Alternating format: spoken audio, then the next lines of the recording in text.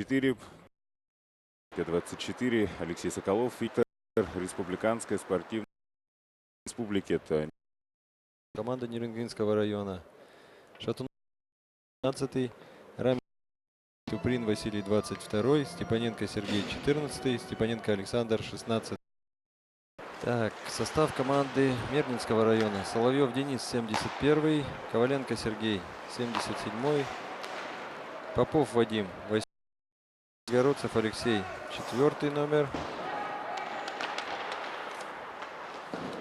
Кузьменко Петр 61, Самойлов. Я напоминаю, что вчера команды провели свои первые матчи на этом турнире.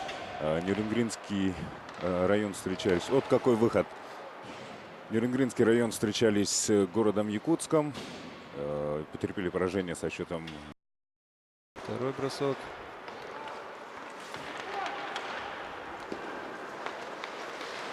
Команда активна. Уже прошла первая смена. А вторые составы сейчас на льду.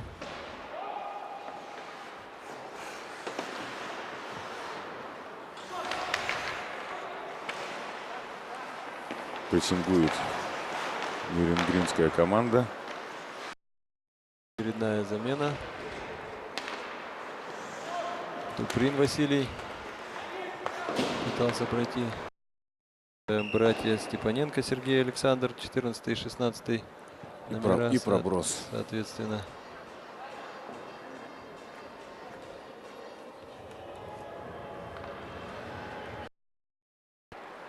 Туприн Василий. Передача на 7-го номера. Еще бросок. Да, активно давят соперника. Гость. Тройка нападения мирнинской команды. Нечаев, Наместников и... Вот какой хороший щелчок был. Заявки мирнинской команды. Игроки из Новокузнецка, из Кемерово. Усть-Каменогорска. Оп, и какой проход, Воронежа. выход 1 на 1. Надежен вратарь. Но, тем не менее, продолжается атака мирнинцев. Некрасов Геннадий атаковал, 87 номер.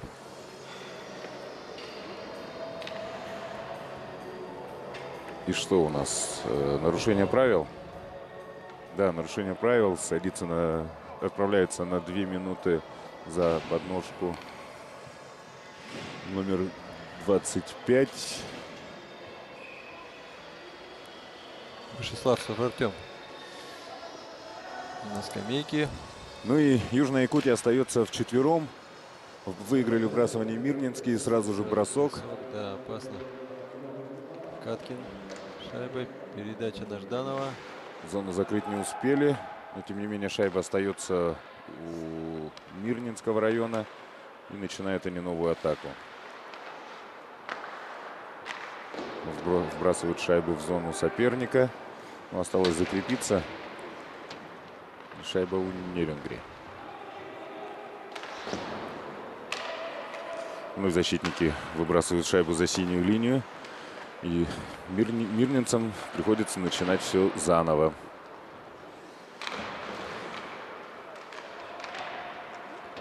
Жданов с шайбой. Бросок. Да, Нерюнгри вчетвером атакуют соперника. Антон. Какая ошибка. Шайбы, подножка. И 2 минуты. 2 минуты за подножку.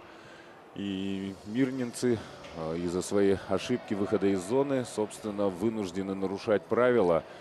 Скамейку оштрафованных отправляются. Царегородцев Алекс... А, нет. Номер 42. Паутов Владимир. Ну что ж, минуту и 1 секунду команды будут играть в составе 4 на 4. Ну и дальше 59 секунд. Нерюнгринский команда уже будет иметь численное преимущество.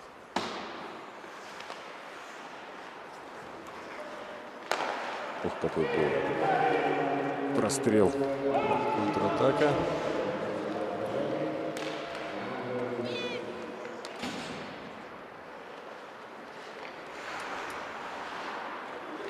Осторожничают, мне кажется, команды. Никто не рвется сильно вперед, боясь допустить ошибки, потому что каждая ошибка может стать роковой в этом матче. Ну и Владимир Тагирович, я, наверное, не ошибусь, если можете меня поправить, что встреча это скорее матч за второе место. Ну, хотя завтрашний день тоже покажет. Да, завтрашний день покажет. Тут нельзя однозначно говорить. Ну, положа руку на сердце, как вчера выглядела сборная города Якутска. Шайба не вышла из зоны. Нерюнгри продолжает атаковать. Нерюнгри играет в полном составе. Артем Вышеславцев вышел на лед и продолжает играть. Еще 40 секунд мирнинцы будут в меньшинстве. И что-то там у них проблемы с выходом из зоны. Давят сборная Мирнинского района. Отбор шайбы. Но, тем не менее, она остается у Нерюнгри. Бросок. Все, шайба вышла из зоны. И вынуждены Нерюнгри начинать все заново. Исхаков с шайбой. 10 секунд до выхода пятого полевого игрока у Мирного.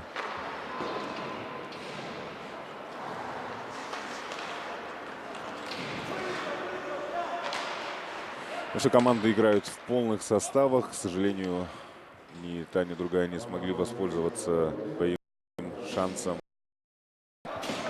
Надежные защитники. Мирный проводит смену состава. Закрепиться ни те, ни другие в зоне не могут. Да, сегодня уверенно играют в оборонке нерюнгринцы.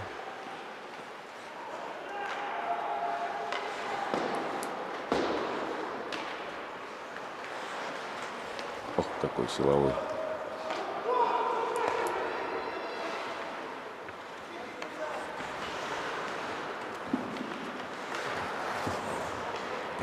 Прессингует Нерюнгри, не дает выйти, выбросить шайбу из зоны. Опять длинная передачка. Не прошла. Потерял клюшку нападающий Мирнинского района. Завязалась борьба у борта. Нерюнгри теряет шайбу, выход из зоны. Сломана клюшка.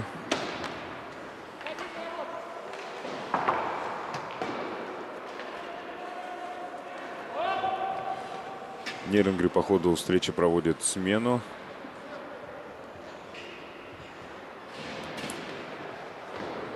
Какая-то нервозность чувствуется у игроков. Вот мелкие недочеты, ошибки. Осторожно начинает. Соперники понимают, что... Сегодня мирно не такие активные, как вчера. Но Поднята рука. удаление будет судьи. команды Нерюнгри.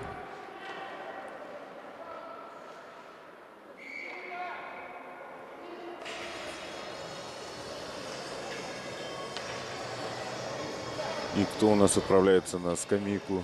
За задержку соперника клюшкой на 2 минуты. Капитан команды? Нет, не Нет. капитан. В чем была проблема? И выясняют, кого отправить на скамейку. Пятый номер, да, Рафаэль Исхаков. Владимир Тагирович, мы не представили судейскую бригаду. Пожалуйста. Судейская бригада сегодня главный судья матча Чернышов Андрей, город Новосибирск, и лайцманы Манаев Илья и Калинин Евгений, город Якутск. Итак, во второй раз в первом периоде нерюнгринцы остаются в меньшинстве. Закрепились в зоне сборная Мирного. И уже рукой отбрасывает защитник. Сдвинутые ворота.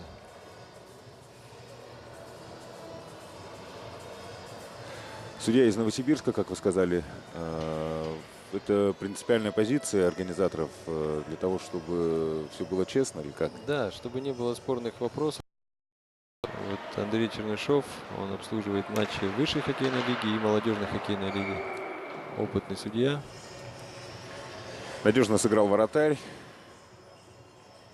После отскока шайбы закрыл ее ловушкой и вбрасывание вновь в зоне Нерюнгринского района. Минута 20 секунд до выхода пятого полевого.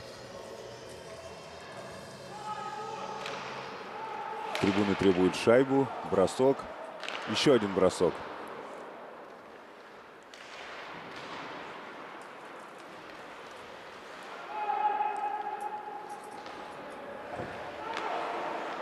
Надо сказать, что вратарь Нерюнгринского района Что на фоне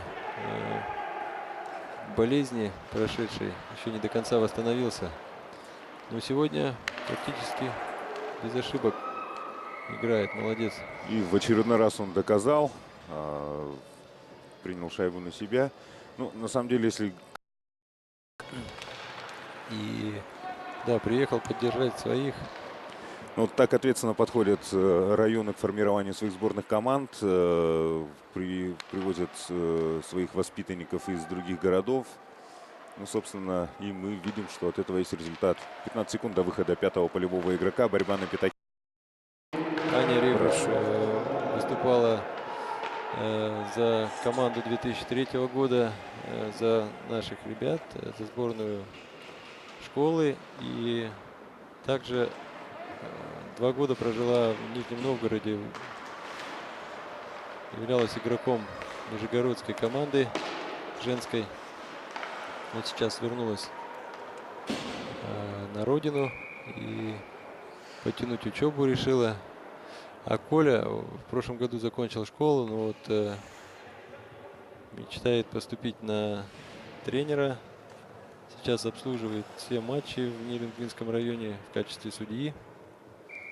Молодцы, хорошая семья. Поросль есть. Но тем временем у нас сборная Нерюнгри в полном составе. Был проброс, поэтому вбрасывание было перенесено в зону Мирнинского района. Проходит передача, но сразу Алексей потерял шайбу. Силовая борьба, которую нерюнгринцы проигрывают. Шайба остается в зоне. И бросок. Как следствие, бросок. Вот он. Вот может что-то получиться. Выход 1 в 1. Нет. Надежен вратарь. И вот длинная передача, перехват. Не успел покинуть зону нападающий Нерюнгринского района. Положение вне игры. Положение вне игры. Команда меняет свои составы. Проводит смену игроков. Крупным планом был Баранов Вадим. Так, Мирный пытается войти в зону, входит в зону. И бросок. Первое звено. Попытка обвести вратаря. Смешанная пятерка какая-то. Почему-то нет капитана. А нет, Есть да, капитан на поле. Он просто заменил защитника. Стал на его позицию. Все на местах. 6 минут.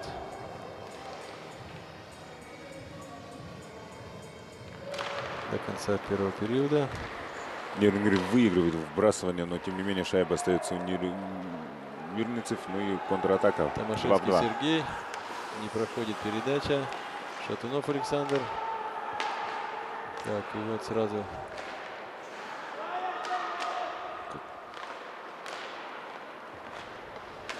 Ошибка в средней зоне. Шайба вновь у мирнинцев. И выход. Да.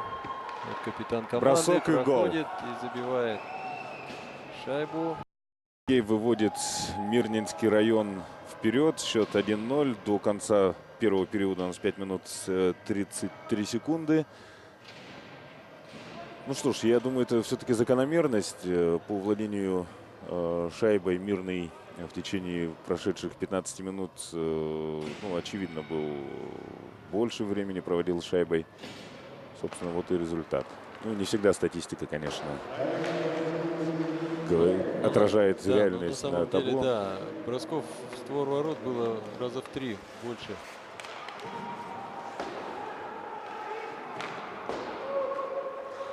Каткин шайбой. Ошибка. И опять ошибка в средней зоне. Цепляет соперника.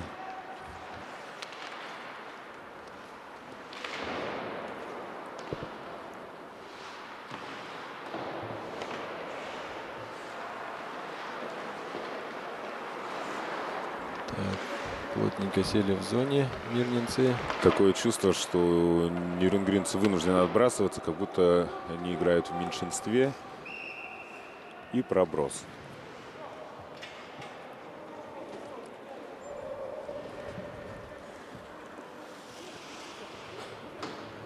Хитростью хотели взять нюрнбергенцы, желая поменять составы, но судьи внимательны, и поэтому возвращают всех игроков на площадку.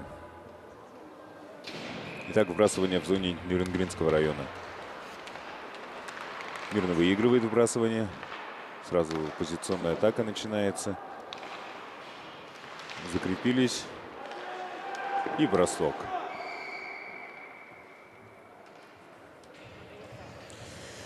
Иван Регуш в этой ситуации оказался надежен. Вот сейчас нюрнбергенцы провели смену. Игроки подустали, конечно. Да, больше, чем соперник провели на льду, поэтому необходимо было сменить состав.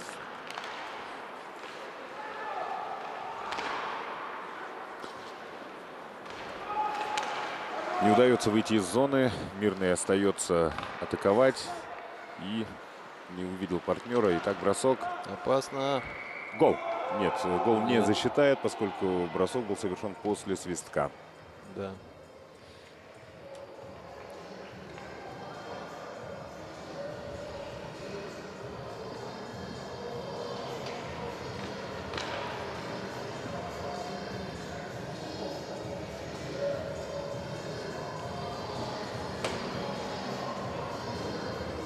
Так, вбрасывание в зоне нюрнбергенцев.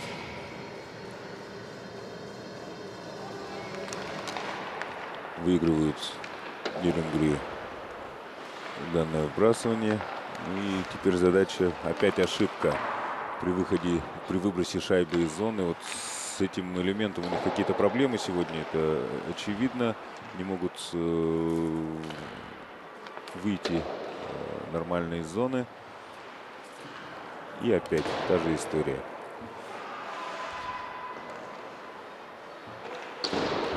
Выброс шайбы. Зону закрывают защиту. Все, наконец вышли Нюрнберги из зоны. Начинает свою атаку. Не получается. Попытка Бросок, кистевого броска, да, заблокирован бросок. Ну и Мирный в атаку. Ой-ой-ой-ой. Сдвинуты ворота. Санкций никаких в отношении нападающего приняты не будут Мирнинского района, поскольку прессинг был со стороны защитника Нюрнберга.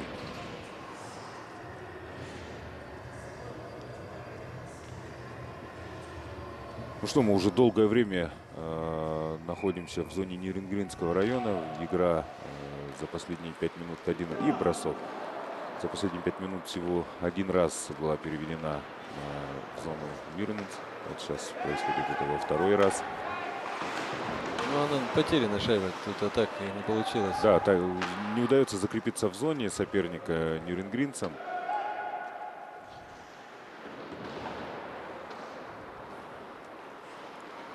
Пока играет только на выброс. Вот сейчас, может быть, нет. Прессингуют мирнинцы. Но они вынуждены отбрасываться, потому что не получается у команды организовать выход из зоны полноценный, чтобы завершить это атакой.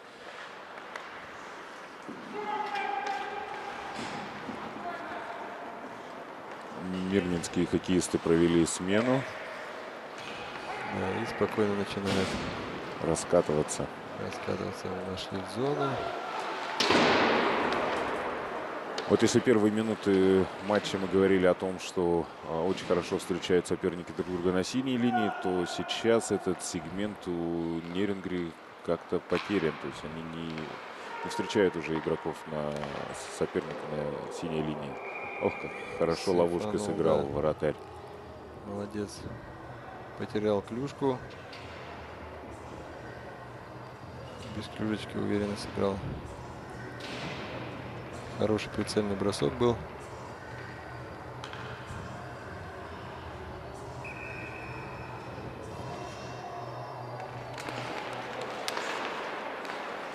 На повторе четко было видно.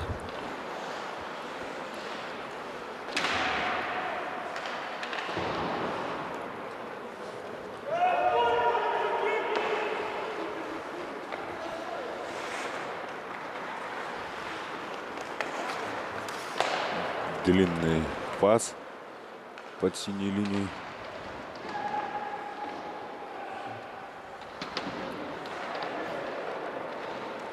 И на пятачок. Опасно, опасно. Напрягают мирнинцы. Хорошая передача. Очередной бросок, и шайбу не видят защитники. Слетел шлем у вратаря. Игра остановлена. И вновь у нас сломана клюшка. Сломана клюшка у защитника ленинградской команды. Ну что, у нас Степаненко Сергея. минута 10 до конца первого периода. Я думаю, в раздевалке тренеру Нерюнгринского района будет что сказать своим подопечным.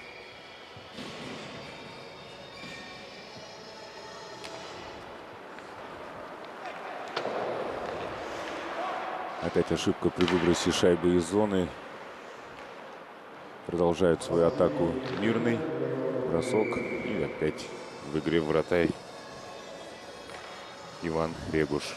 Такой бросок очень легкий, по-моему, для Да, открытый лед, свободная зона, поэтому... вратаря легко было. Ну, с другой стороны, можно в течение матча так забросать, что Да, вратарь может и физически подсесть на такой мелкой, но важной работе.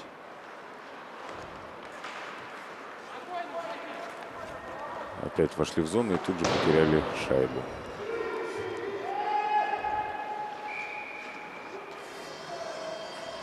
Вне игры фиксирует Лайцман.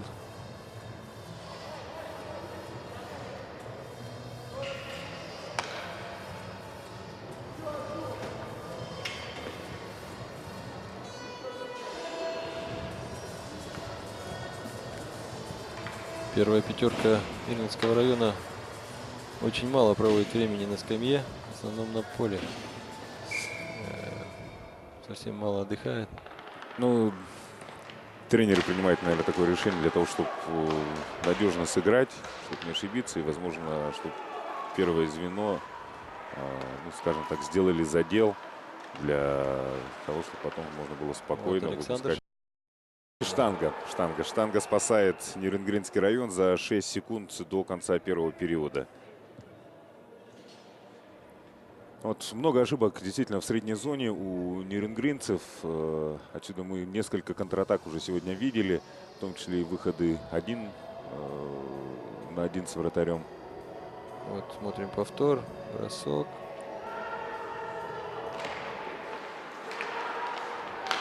Сбрасывание за Мирным. Бросок, и шайба покидает предел площадки. Время окончено. Итак, у нас закончился первый период матча между Нерюнгринским и Мирнинским районом чемпионата Республики Саха-Якутия по хоккею с шайбой.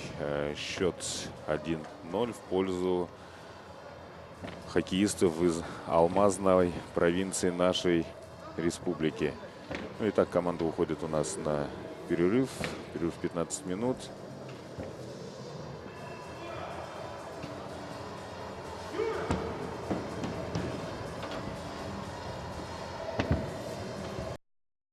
мирнинской команды реализовал выход 1 на 1 с вратарем. Ну, действительно, какую-то все-таки беседу проведет тренерский штаб Нюрнбергского района со своими хоккеистами. И будем ждать, что работа над ошибками будет в течение этих 15 минут проведена, и команда выйдет уже с немного другим подходом в своей игре. Если первые минуты они были надежны, встречая соперника на синей линии, то дальше, к сожалению, Мирнинский район все чаще и чаще атаковал, не давая покинуть зону соперника. Ну и что ж, уважаемые любители спорта, мы уходим также на небольшой перерыв и буквально через 13 минут вернемся на матч.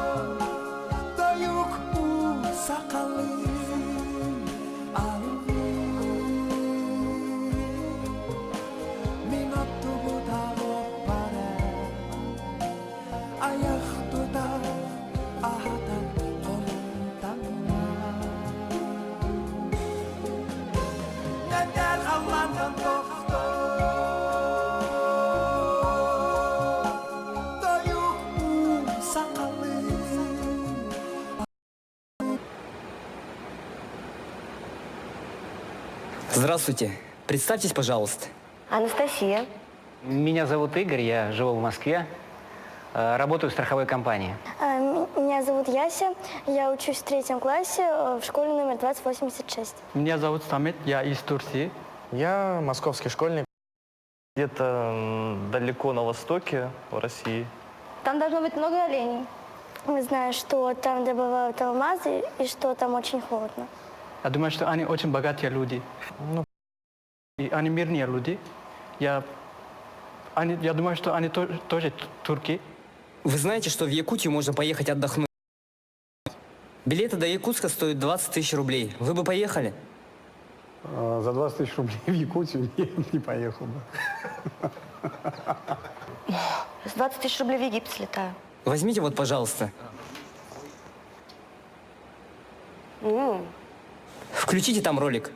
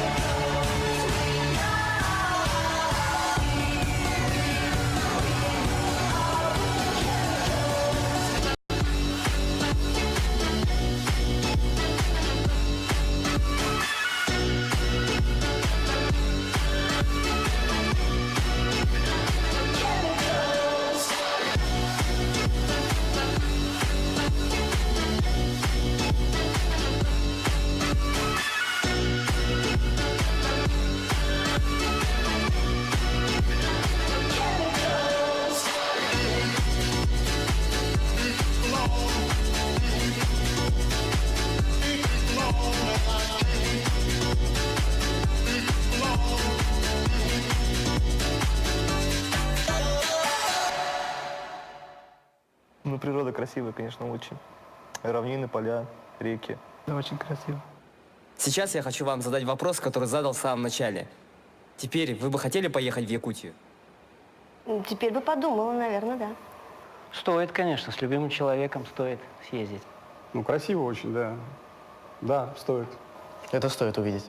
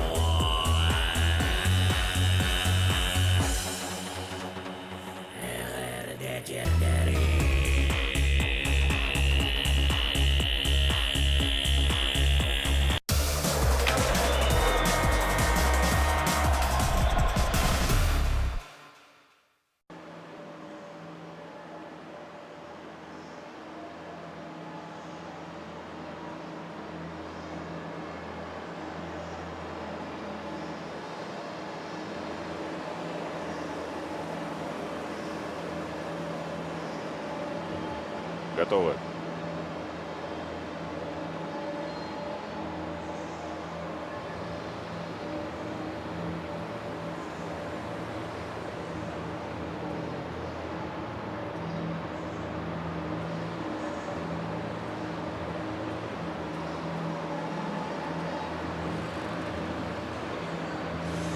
Еще раз здравствуйте, уважаемые любители хоккея.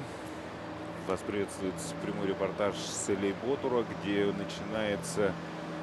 готовится к началу второй период между командами Мирнинского и Нерюнгринского районов в матче чемпионата Республики Саха-Якутия по хоккею с шайбой.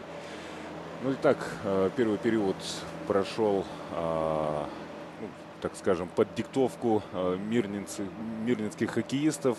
Собственно, и счет на табло об этом говорит. Это 1-0 Мирный ведет. Хотя возможности реализовать свои атаки было намного больше у хоккеистов из Мирного. Но, тем не менее, вратарь надежен у нерюнгринцев. Иван Регуш сотворил сегодня несколько эффектных, качественных, красивых сейвов.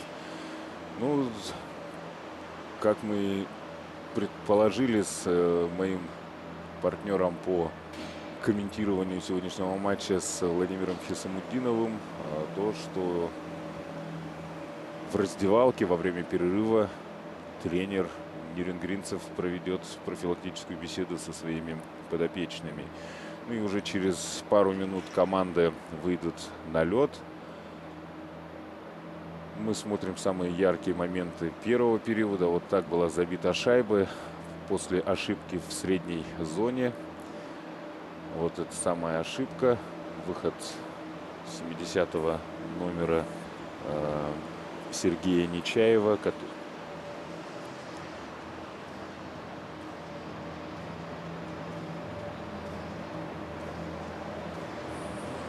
Вот тоже сейв вратаря по чистому льду. Сергей Нечаев, который забил сегодня шайбу, является воспитанником Усть-Каменогорской школы хоккея. Вот это тоже один из выходов, но здесь надежным был вратарь. И, собственно, закрыл зону. Бросок в правую сторону и штанга. Штанга прозвенела. Меньше, конечно, атак было сегодня в первом периоде у нерюнгринцев, но если вспомнить вчерашний матч, который провели Нерюнгри и Якутск, честно говоря, впечатление было такое, что Нерюнгри словили темп города Якутска. Ну и, собственно, был такой динамичный хоккей с выходом из собственной зоны, с проходом. Ну, были какие-то такие позиционные атаки хорошие. Сегодня что-то у Нерюнгри это не ладится. Как мы видели, как вратарь Иван Регуш пролез через борт и, собственно, будет готовиться занять свою позицию в створе ворот. Ну, сейчас командам будет немного сложнее, поскольку смена площадок, дальняя скамейка, и надо будет быть осторожнее на сменах. Опять же, вспоминая матчи первого дня соревнований, мы видели, как соперники ловили друг друга в этом элементе во время ошибок на сменах составов.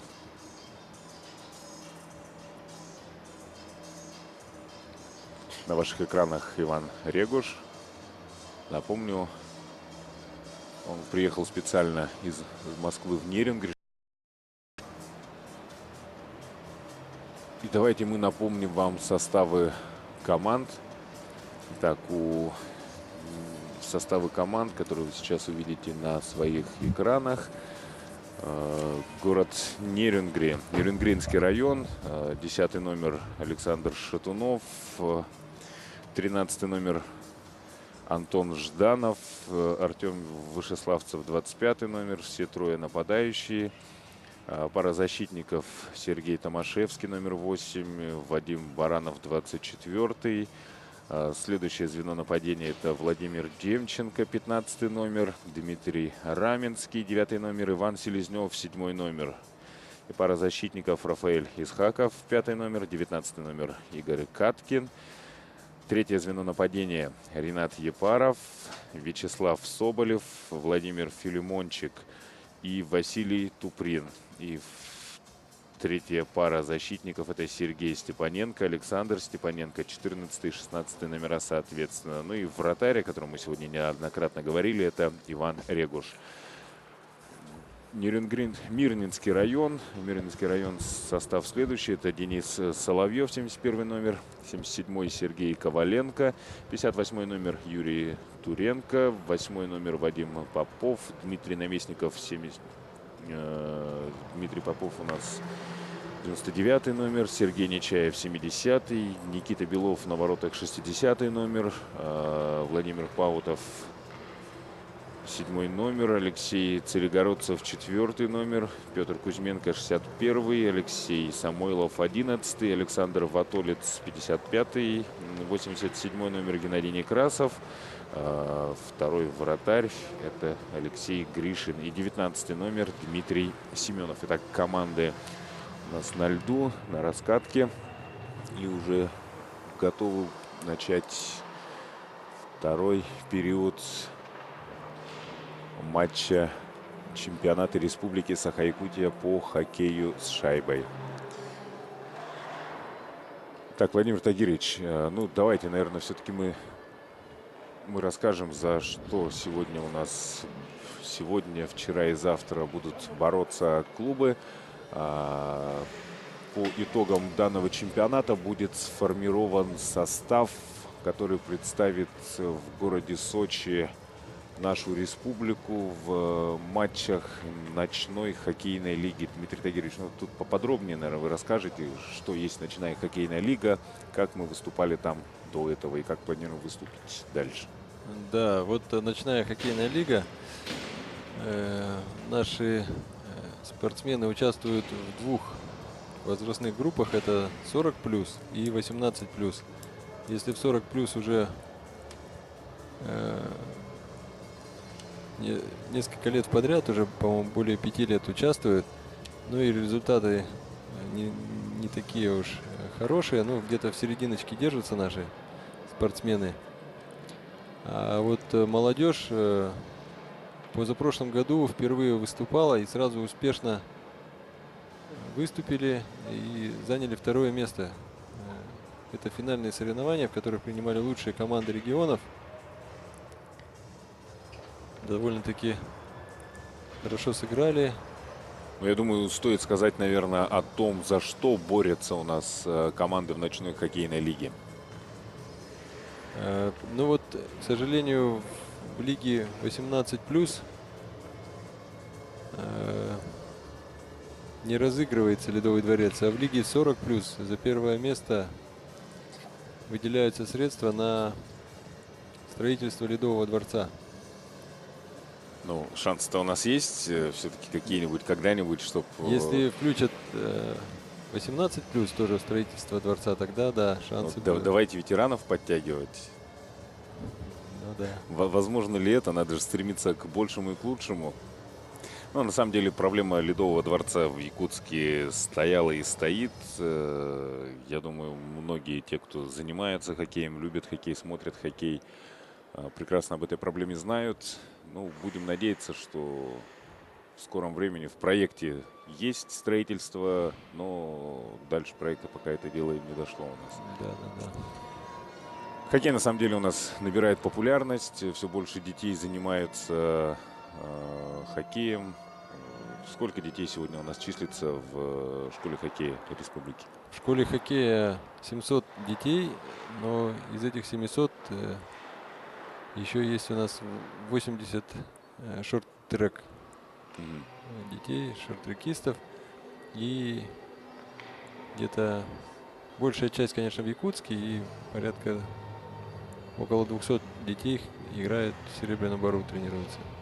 Ну, на самом деле, прекрасные условия для занятия хоккеем в городах. У нас в Нерюнгринском, в Мирнинском районе. Вот даже сегодня, глядя на состав Мирнинского района, видно, что то звено, которое прибыло из города Удачный, оно атакующее, лидирующее звено. Итак, у нас начало второго периода матча между Мирным и Нерюнгри. В атаке вновь Мирный. Входит спокойно в зону. Кросс шайбы на пятачок. Борьба у борта. И мы видим очередной выброс шайбы из зоны. Отбрасываются, к сожалению, продолжают отбрасываться нерюнгринцы. Но будем надеяться, они сейчас найдут свою игру.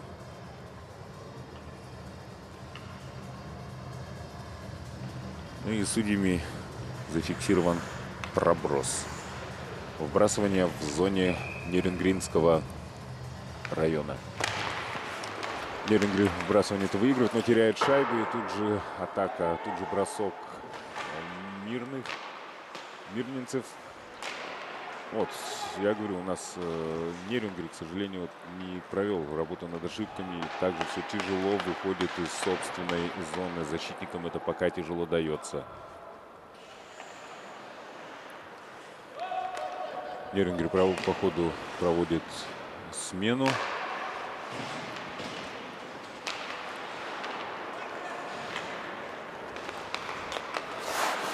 У обеих команд пока бросок не ничья. получается такого что-то красивого показать. Да, мы ждем такого активного, позиционного хоккея. На самом деле, это не говорит о том, что команды не умеют этим заниматься. Они прекрасно этим владеют, но, видимо, осторожничают, поскольку счет у нас такой 1-0. Любая ошибка может стать фатальной. Поэтому доля такая осторожности все-таки на глаза. Входят в зону без ошибок. И хорошая попытка, хороший прострел был диагональный. Шайба остается у южноякутской команды. Кросс вдоль борта. Завязалась борьба. Все, она покинула, пересекла синюю линию. Теперь быстрая атака. Быстрый вход в зону. Бросок.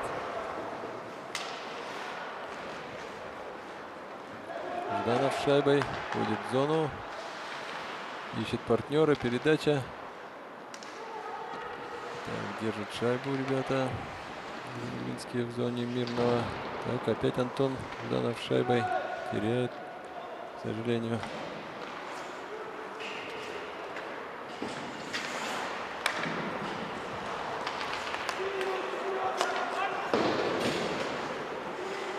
Да, игроки прекрасно понимают ответственность за исход именно этого матча, потому что первую игру Нирингри потерпели поражение, а от города Якутска мирнинским хоккеистам этот матч со столичной сборной предстоит сыграть завтра.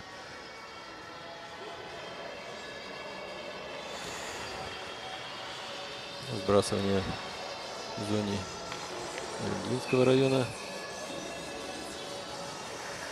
Ну, довольно-таки большие составы привезли команды.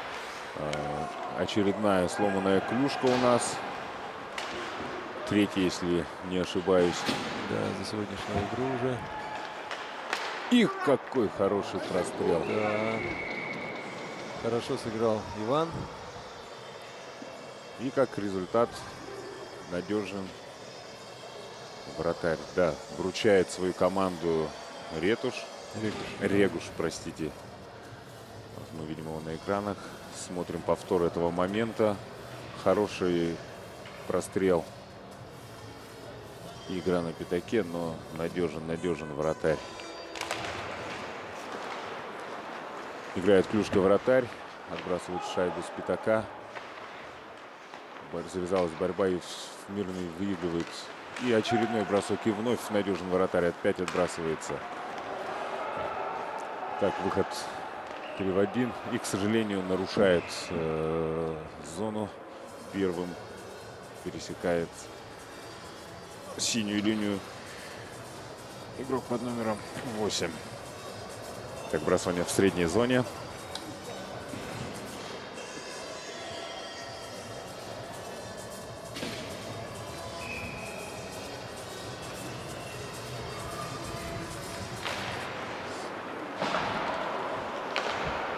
Шайба остается у Мирнинского района. Дальняя диагональная передача и вход в зону опять. Судьи.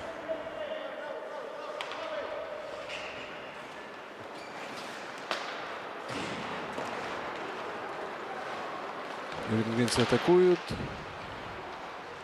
Ух ты. Никого не оказалось Да, из партнеров на пятаке. Да. А пас был, конечно, хороший. Будь кто-нибудь в этой зоне, конечно, атака была бы хорошо завершена.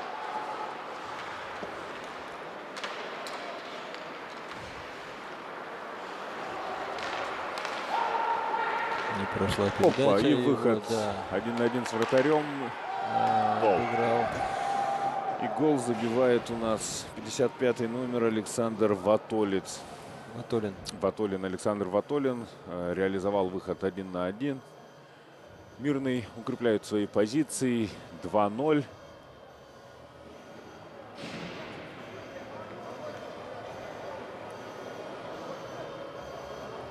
Да, к сожалению, ничего не смог сделать Иван Регуш.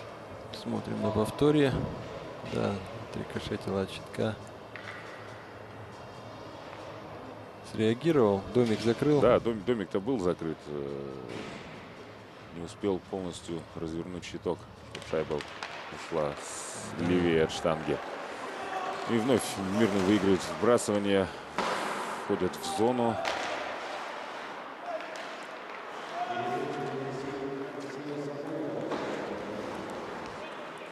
Пытаются закрепиться в зоне.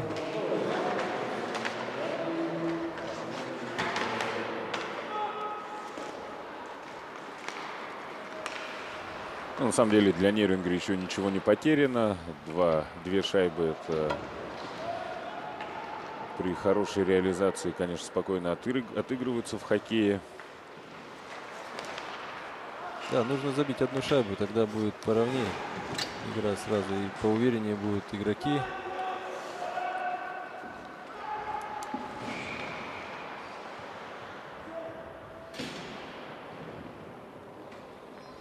нарушение правил. Положение вне игры показал. Да, фиксирует судья.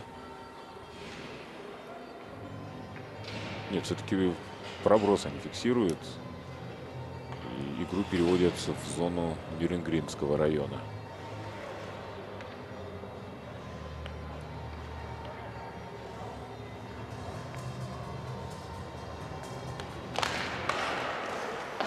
Вот мы видим, очень хорошо играют на вбрасываниях мирнинские хоккеисты. И как только шайба оказывается у игроков, после вбрасывания сразу происходит бросок в ворота. Как неаккуратно играет за воротами защитник Нюрнбергского района.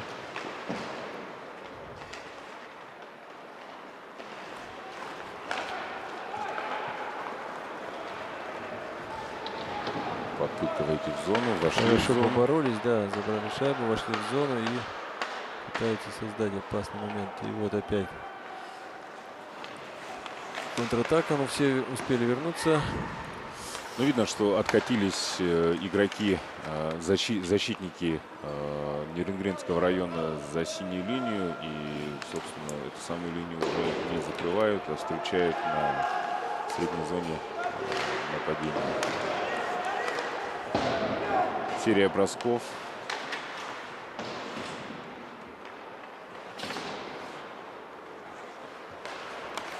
Ох, как рискует сейчас защитник, выбрасывая через пятак.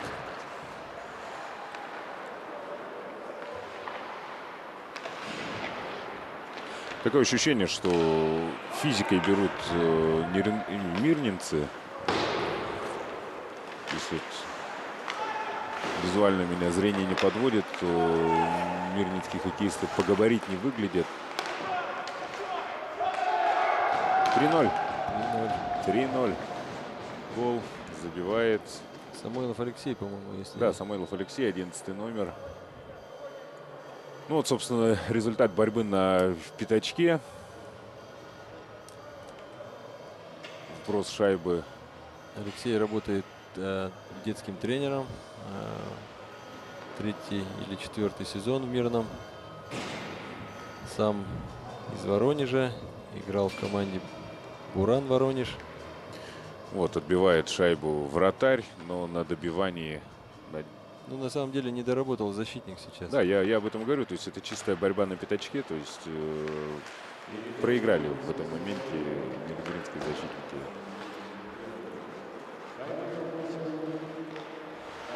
Вратаря... Оставили без внимания его. Да, вратаря все-таки надо страховать. Хорошая атака. Оп! Гол. Гол. Гол забивает Александр Шатунов. Можно сказать, что Нерюнгри возвращается в игру. Счет 3-1. Вот что нужно. Сейчас, я думаю, что по-другому маленькая игра пойдет. Не совсем понятно, что произошло, почему защитники так провалили мирнинские этот выход. Сейчас мы, я думаю, на повторе это увидим. Но это уже последние моменты, когда после щелчка вратарь. Александр, кстати, тоже детский тренер. Тренер детской команды «Энергия», филиала нашей школы.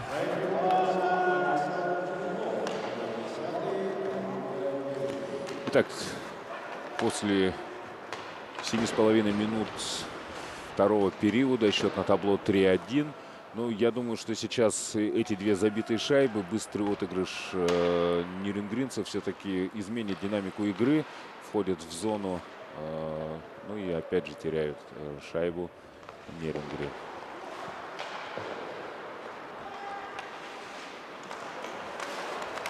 Борьба продолжается. Их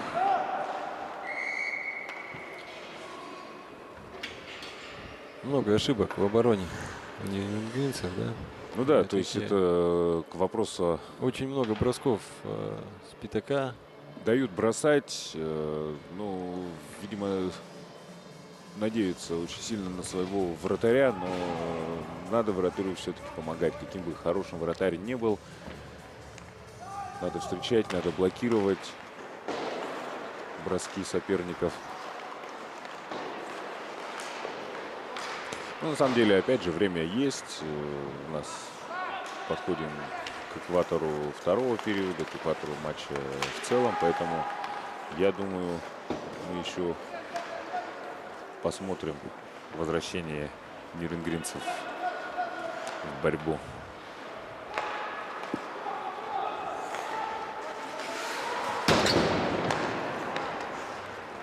Отбрасывается в очередной раз.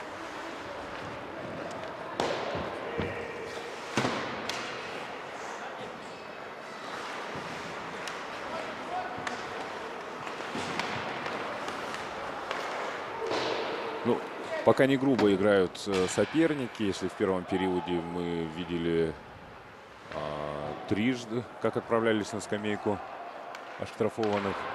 Бросок. Сейчас опасный. Да, опасный бросок.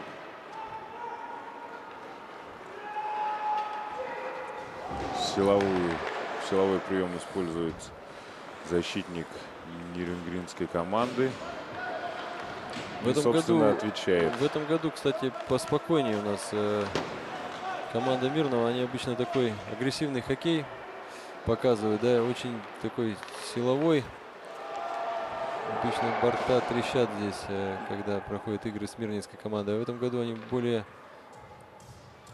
играют технично, меньше силовой, то ли экономят силы. Ну вот, видим мы результат этой самой силовой борьбы на льду.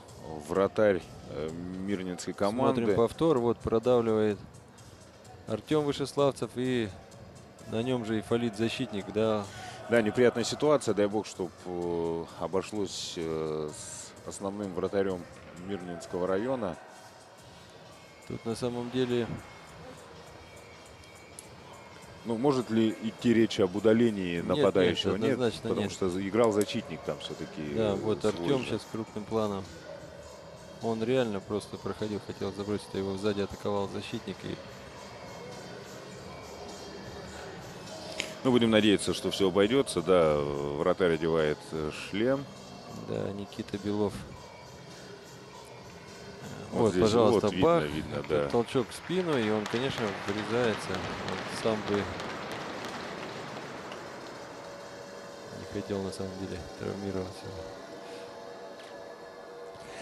Ну что ж, вратарь у нас возвращается в игру. Все нормально, все обошлось. И опять же к вопросу о силовой борьбе. Ну, Владимир Тагирович, я думаю, тут стоит предположить, почему Мирный сегодня не ведет такую активную борьбу на бортах. Скорее, это, наверное, связано с ценой этого удаления. Потому что 2 минуты все-таки... Любые 2 минуты в меньшинстве играть это не совсем плохо. Ох, какой щелчок. Да. Хорошая атака. Иван в порядке, конечно. Сегодня вообще на высоте. Вратарь команды Еленгри. Молодец. Ну и очень хороший бросок выполнил Сергей Нечаев. Получил пас от партнера и в верхнюю Касание, девятку. да, в верхнюю девятку. Четко сходу. Оп, какая... Оставляют 2 игроков, да. Антон Жданов с шайбой. Ну нельзя играть так, конечно, в защите, как это делают сегодня нюрнбергские.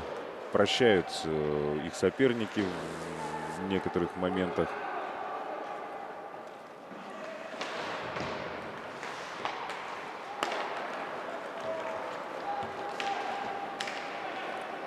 Так, зашли в зону. Пас партнеру. Ну и мирнинские хоккеисты выбрасывают шайбу. Так, и вот опять такая же передача на 70-го, поправляет. И вновь в игре вратарь Нюрнбергского района. Гол. И гол. Да, к сожалению, он не успел должным образом встать в створ ворот после того, как вынужден был выкатиться за пределы вратарской Подключился зоны. защитник Геннадий Некрасов и точным броском поразил ворота. 4-1. 4-1. Мирный все больше отдаляется от своих соперников. Геннадий Некрасов. Так, смотрим. Опять же, мы видим уже конец момента, где непосредственно шайба влетела в ворота. Хотя начиналось все немного раньше, когда вратарь вынужден был покинуть вратарскую зону.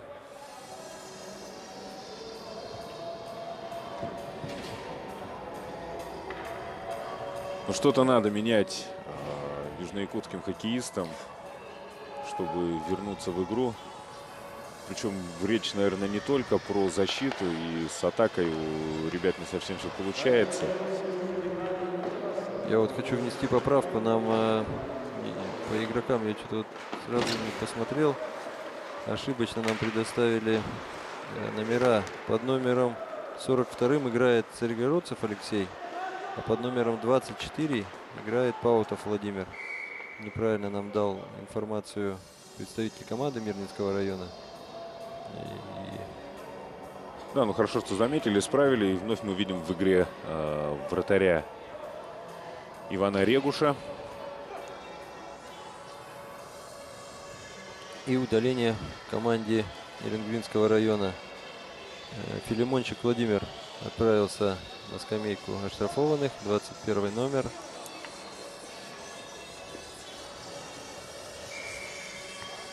Вынуждены отбиваться, отсюда ошибки, отсюда эти двухминутные штрафы. Это уже третье за матч удаление у Нерюнгринского района. У Мирного было пока только одно.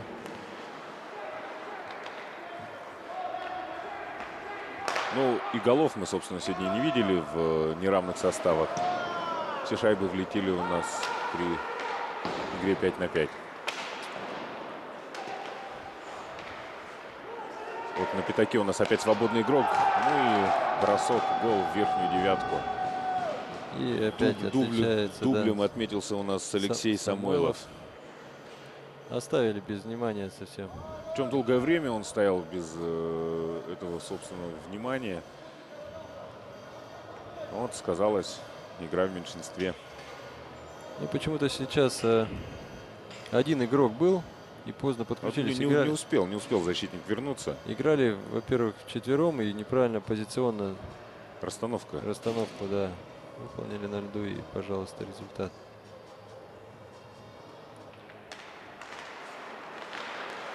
Усложняют себе задачу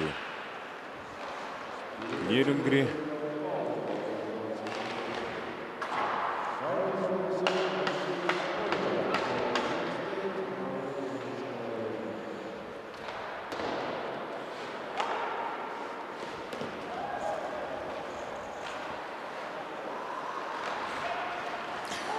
Не хватает какой-то агрессии, может быть, со стороны хоккеистов нерюнгринских.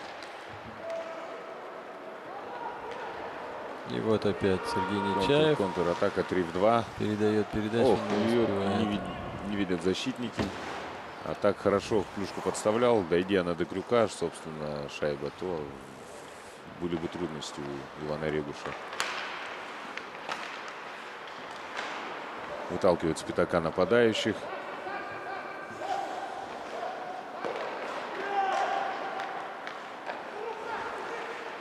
Вот опять мы видим на пятаке 55-й номер свободно себя там чувствует.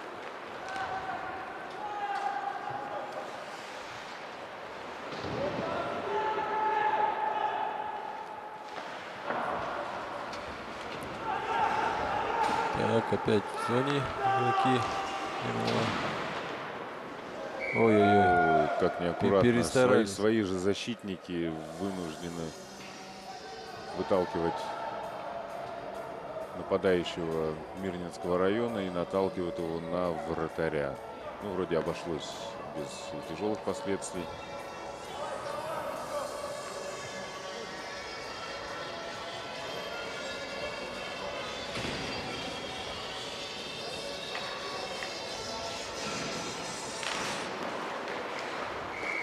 Вот этот момент.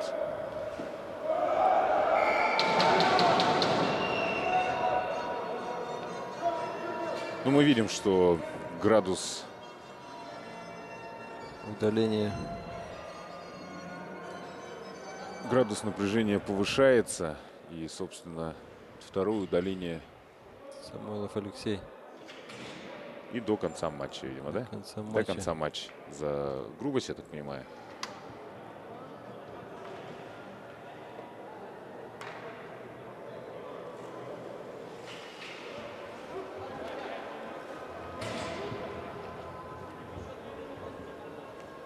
Выбрасывание выносят в среднюю зону. Сейчас объявит судья-информатор. А нет, выбрасывание выносят в зону Мирнинского района. Ну, капитаны традиционно подъехали переговорить с главным судьей. Обсуждают, собственно, ситуацию, момент, что произошло.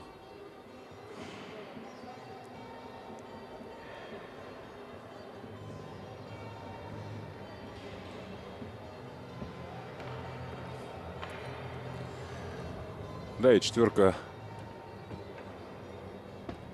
5 плюс 20 удаления, правильно понимаю? Да, 5 плюс 20. 5 минут будут играть вчетвером, причем независимо от того, забьют шайбу нюрнбергенцы. Полные 5 минут будут играть, но теряют, вновь шайба выходит за пределы синей линии. И придется все начинать сначала. На самом деле очень хороший шанс для Нерюнгри реализовать свои возможности, как-то подобраться поближе в счете к сопернику. Я напомню, что в меньшинстве пробросы у нас не фиксируют. И начинают раскатываться Шатунов Нерюнгри. самостоятельно хотел выйти в зону. Шайба уходит за пределы площадки. Подставлена клюшка, да, шайба покидает площадку. —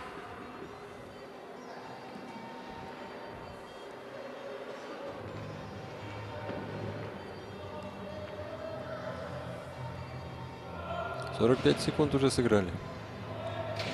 В меньшинстве. Да, и всего за это время один раз вошли в зону, но не смогли закрепиться. Вбрасывание выносят в среднюю зону.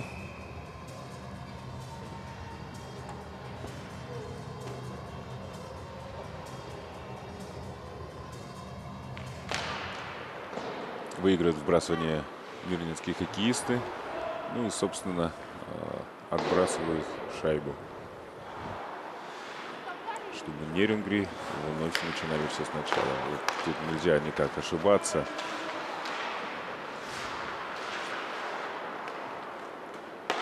Надежная четверка из Западной Якутии. Прессингуют. И, собственно, это и приносит свои результаты. Завязывают борьбу в средней зоне. Не дают соперникам зайти в свои зоны и, собственно, закрепиться. Вот такая ошибка. Неудачно принял шайбу. Шайба покидает площадку. Все больше пауз у нас в игре. Если первый период прошел более так динамично, то сейчас мы видим, что игра завязывается. Все больше остановок. Рафаэль Исхаков крупным планом был.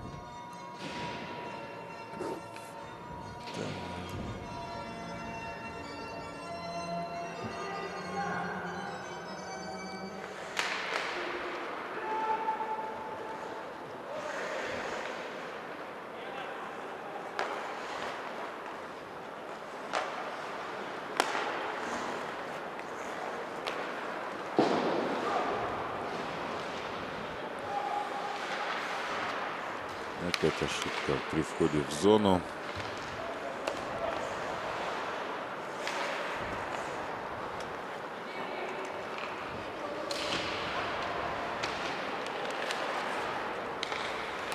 Ну и где бросок? До броска дело не Да. доходит.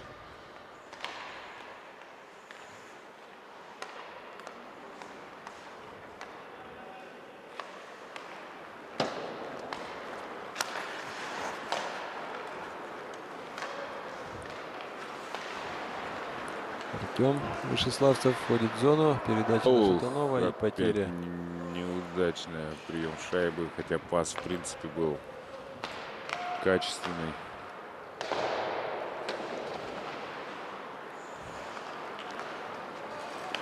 А у нас уже половину времени из 5 минут провели в большинстве нюрнбергенцы, но за все это время ни разу не удалось им полноценно провести позиционную атаку, закрепиться в зоне соперника. Ну и как результат, ни одного броска в створ.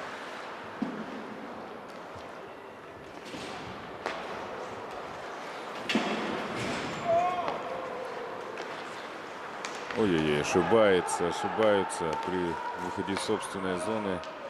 Бросок.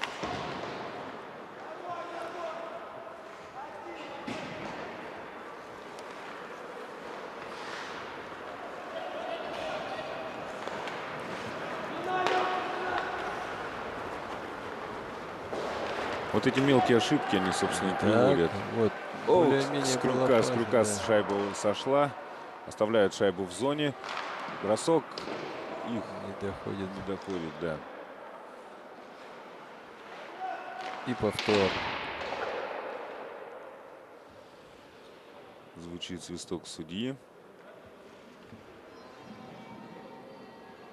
Ну, подобные броски, наверное, скорее все-таки с расчетом на добивание, что вратарь отразит шайбу и перед собой.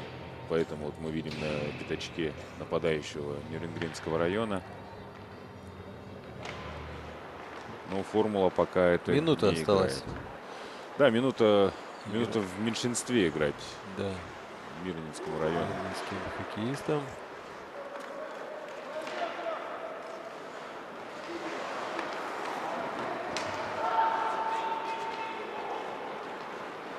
Входят в зону.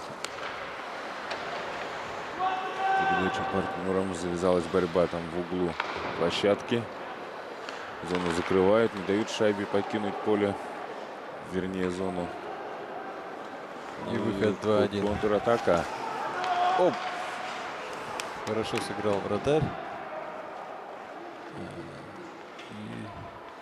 И нюрнбергенцы отвечают контратакой. Хороший бросок, но, к сожалению, не проходит шайба.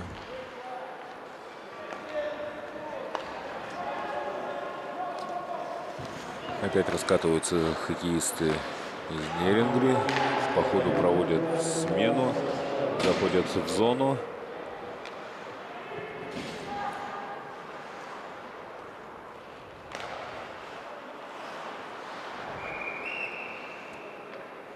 Не успел выйти игрок. Да, вне игры фиксирует судейская бригада.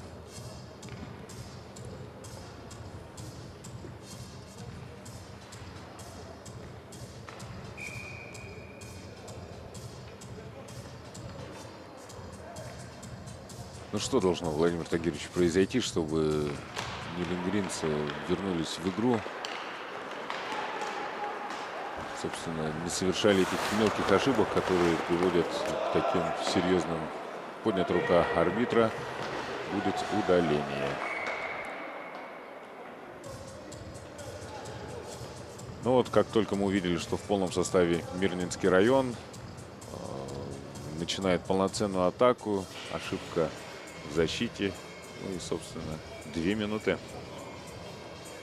Вадим Баранов отправился на скамейку штрафников. И сейчас команда Мирного будет иметь численное преимущество. Ну, мы видели, что одно из своих численных преимуществ мы реализовали. Будут пытаться реализовать очередное. Ошибка. Не смог зафиксировать шайбу перед синей линией. Откатывается команда назад.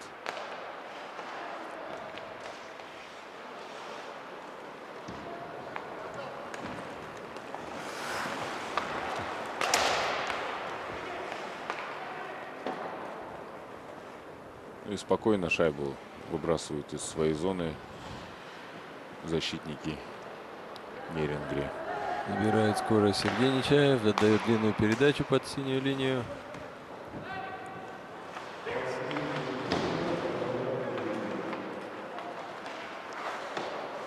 Очередная клюшка сломана. Продолжаем считать сломанные клюшки. Это 4-я.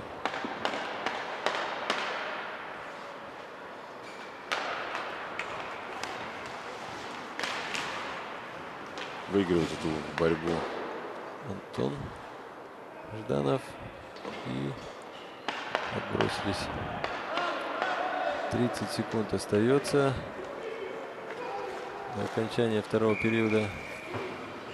Да, партнер раньше въехал в зону. Судьи фиксируют вне игры.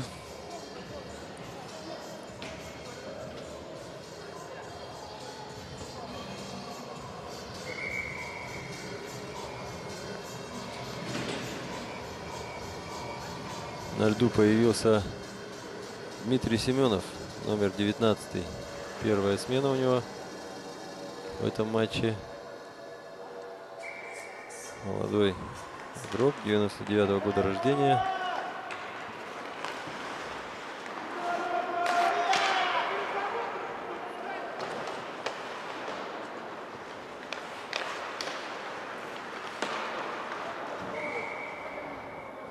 Да, все больше мы видим набросов с синей линии. Дают защитникам бросать. Опять же, с расчетом на добивание.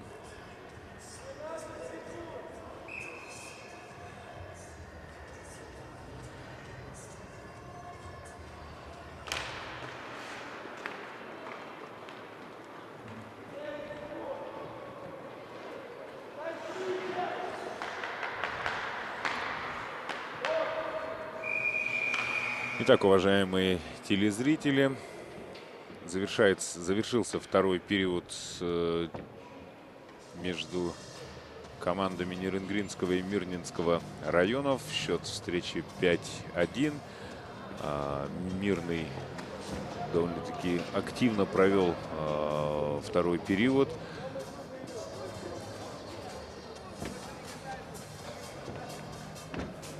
Ну и будем ждать начала третьего периода. Я не знаю, что должно произойти такого, чтобы Нерюнгри вернулся в игру. Вратарь, которого вы видите на своих экранах, Иван Регуш, вроде делает все для того, чтобы команду удержать на плаву, но, к сожалению, не всегда надежные защитники. Ну и надо отдать должное, все-таки в нападении мало что у нерюнгринцев сегодня получается.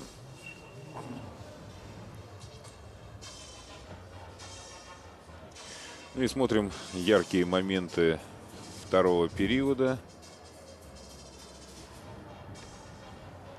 Момент, когда отличился капитан команды, мирнинской команды, Сергей Нечаев. И вот 55-й номер выходит. Это уже третья шайба, которая влетела в ворота Нерюнгри. Ватолин Александр. Это четвертая, когда на добивании Это отлично сыграл Самойлов Самойлов Алексей.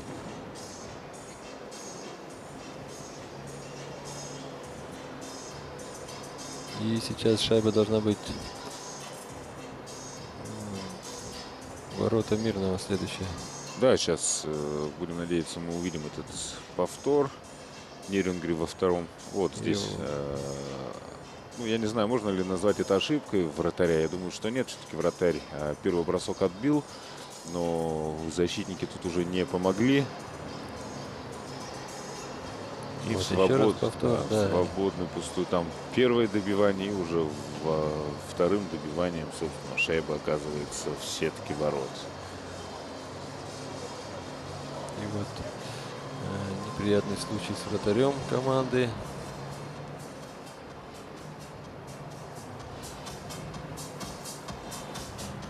Да, сегодня капитан команды Сергей Нечаев, мирнинской команды, показывает хороший, качественный хоккей. Собственно, мотивируя своих партнеров. Вот здесь он закрывал вратаря, причем отлично он с этим справился.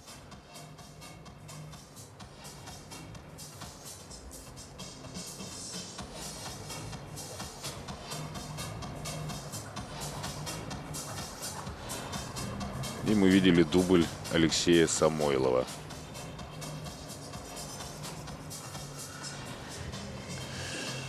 Ну, говорить о том, что в этом матче все понятно, я думаю, будет рано. Поэтому забегать вперед не будем.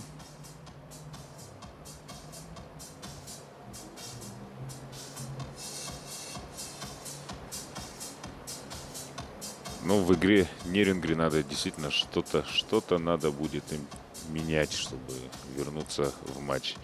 Ну, а мы... Очень большая нагрузка на вратаря. на Да, самом деле. я вот об Так же, этом, как и вчера. об этом, собственно, мы и говорили тоже.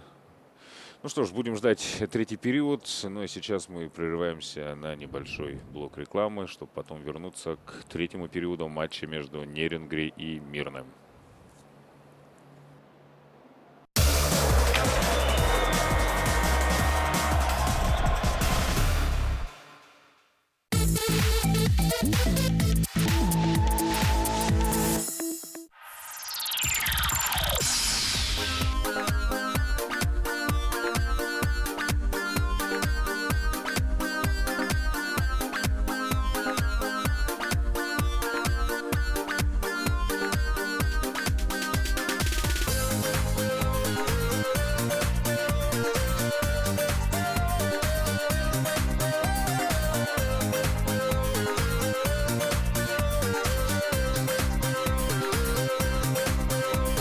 Жолық жогускай коратым устунан айынныбын. Такси сиделях боламын арас жонору табын. Бир улуса кытытыгар керек кыз токтоппута. Сергелек кадеримигин тердиден көрдөспүтем. Эти битти, энби кылгас кемге, корыптын сандар хай, уаттарын быстарыгар, серкиленнен көрөрүм, мичерденен уларын, нарын тыллагыры, туханы толороро, о айы таңарай, иттегай көрдөбүн, өсө садар бирде, көрүүн эркинини, тылбыттан матаммын, кыян кепсеппедекпин, ол керек ыстан, адыны юппадактын, Konuklar ağlar min dinini körsübedim. Prasbil gustunan ayannan sergelekte tohtubum. Bir de emit kolbanara bilin arıntılak ıhırı. Ol tügeni tönünleren erel kıyımın süterbet. Эти битти, энби кылгас кемге, корыптын сандар хай, уаттарын быстарыгар, серкиленнен көрөрүм, мичерденен уларын, нарын тыллагыры, туханы толороро, о айы таңарай, иттегай көрдөбүн, өсө садар бирде, көрүүн эркинини, тылбыттан матаммын, кыян кепсеппедекпин, ол керек ыстан, адыны юппадактын.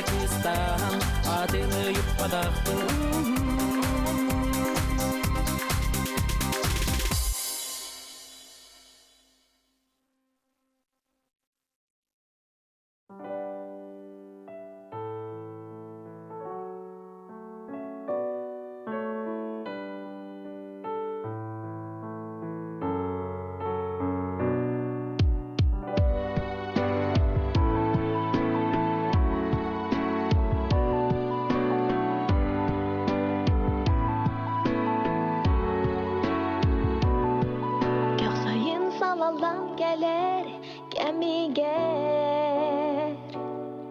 Can aymak var yürere geredi Çağılhay gümrük gülen içerdire Görülək tügen ümmütün beliyeden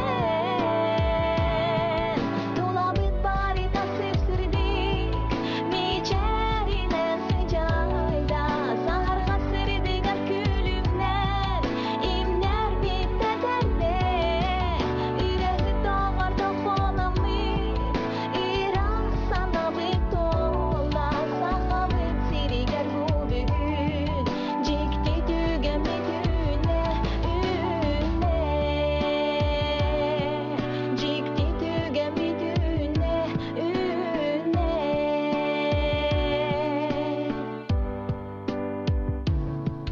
Alaqon araz ciktini görse büyük Taptalı araz sana tüyleri Onların bir bigetik erelledik Sarsın günü görsü her hamabın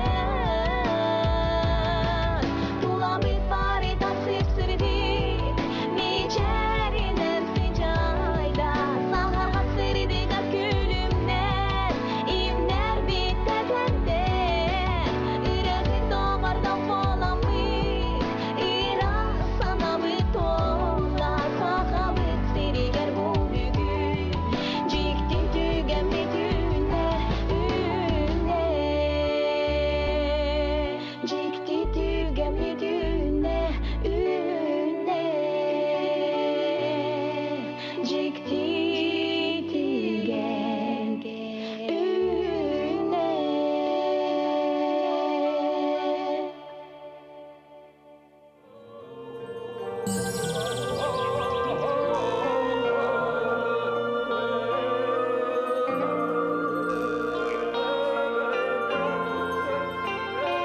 Ürünkün soğutuk iyesir ürüdüne İtturan oluqta ayıkan culuhar İrbettan irdüger erken ey ergeyen İlleye algısta artıgında baysa Ürünkün annegar Üyesaz tuğarı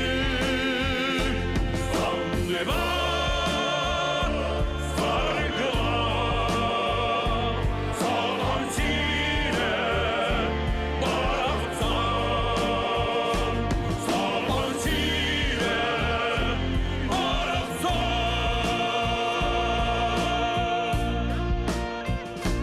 Ütümen naksannak ulara tot küsüler Ulukan hebebit üsüller üyestener Üleni aykaldır samuğa canuttan Uygular bihibbit uruya ulada Oloqo ostuban taptalı uruydan Olonso doyduta telkiye tetine Könüses sanallar var conu kıynattan Kıdalı sasayı sirken güller Oroy tuzku taptallar doydun Oygun bu yanın kanı durdun An doydu bara tıktargar Al banatın doğraydın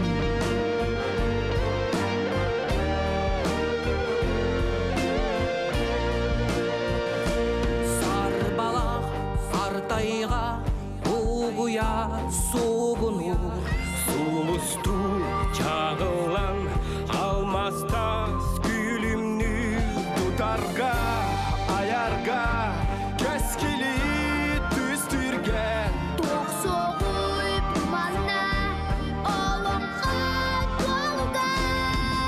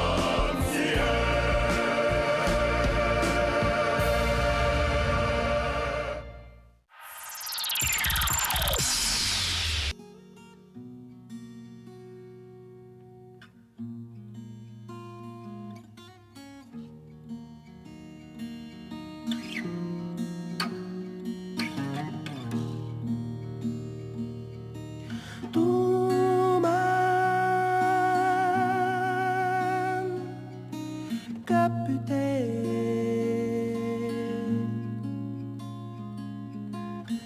Gün aspet Dimpibah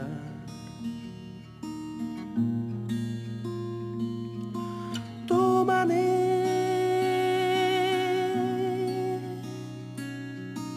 Kapitein Ustubudun en Tumangan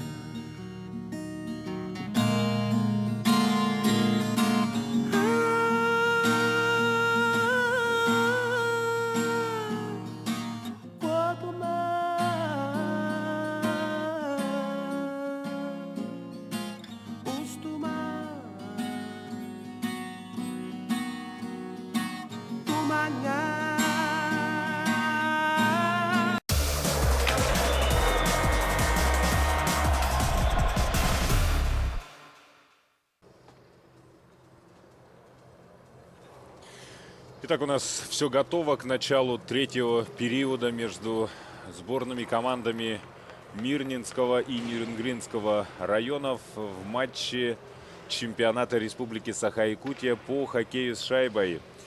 Ну и по итогам первых двух периодов счет на табло у нас 5-1. Нерюнгри уступает.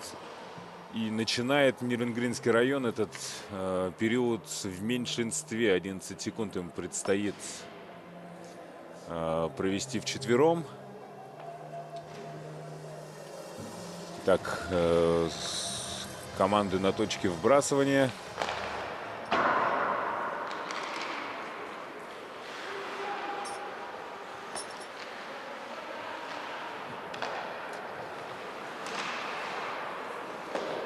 Успевают закрыть зону хоккеисты из Мирного. Команда Нерюнгри в полном составе. Ох, какой силовой прием применяет. Игра остановлена. Только вышел со скамеечки и сразу встретил игрока Мирного. 24 номер Баранов Вадим. С чем связана остановка? Линейный судья общается с тренерским штабом Мирнинского района. Ну и вбрасывание в средней зоне. Выигрывают его нерюнгринские хоккеисты. Попытка передачи нападающему не удалась. Закрывает зону. И все-таки выходят. Ох, какой бросок. Теряет аж клюшку нападающий из Нерюнгри. Не смог обработать шайбу.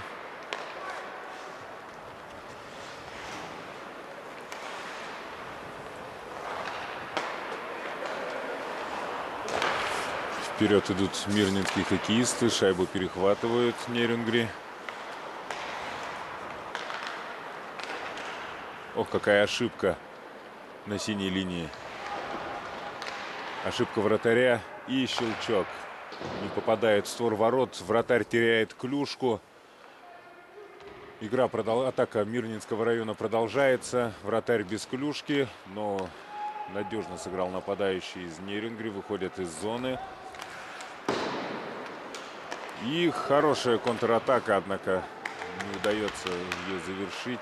Неточная передача и контратака Мирного. Потерял ворота немного. Нет, хорошо справился. Да, была заблокирована клюшка нападающего защитником из Нерюнгри. Антон Жданов, номер 13. Отправляется на скамейку. Ну, собственно, то, о чем мы и говорили в самом начале нашего репортажа. Ошибки. Вот эта игра в меньшинстве, она, собственно, и не дает нормальным образом развернуться южноякутским хоккеистам.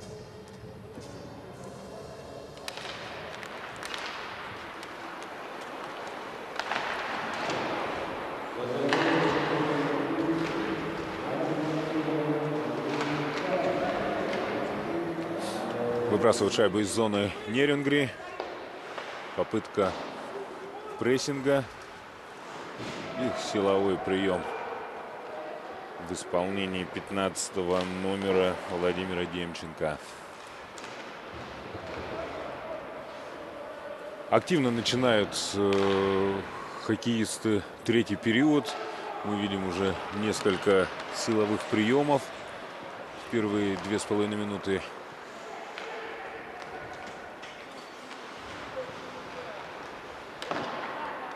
Но это обусловлено, наверное, в первую очередь тем, что Нерюнгри надо атаковать, надо идти вперед, чтобы как-то изменить ход встречи. Тем временем минута и 9 секунд остается до выхода 13-го номера нерюнгринской сборной Антона Жданова.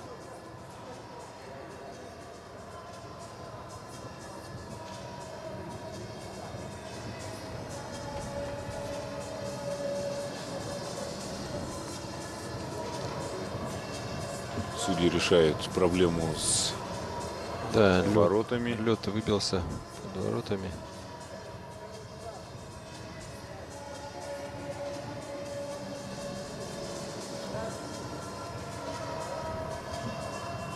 Так, у нас небольшая пауза.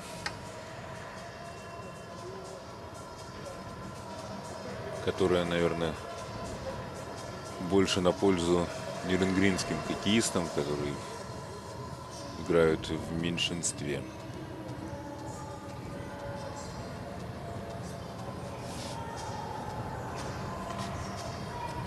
Говорить о том, что в матче уже все ясно, все понятно, я думаю, рано.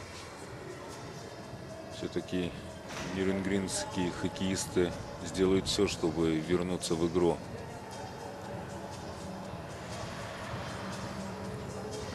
Ну, на самом деле, удаления вот не нужны одно за одним. Да, эти моменты, собственно, и приводят, мы сегодня видели, к забитым шайбам. В этом плане, конечно, почище играют мирнинские хоккеисты. Вот атака, попытка пройти по правому флангу. Тем не менее, шайба остается у Мирного. Проход за воротами.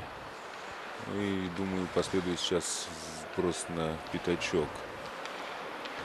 Сергей думает, ищет партнеров. Вышел сам на ударную позицию. Решил отдать передачу. И вновь у нас вратарь из Нерюнгри без клюшки. Потерял клюшку.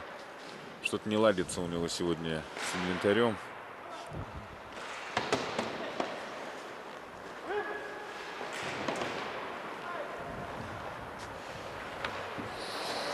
Ну, ровным счетом не ладится и с атаками у Нерюнгри.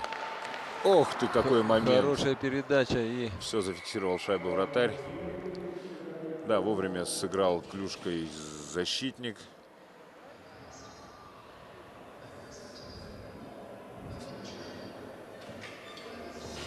смотрим повтор. Хороший пас. Бросок, да.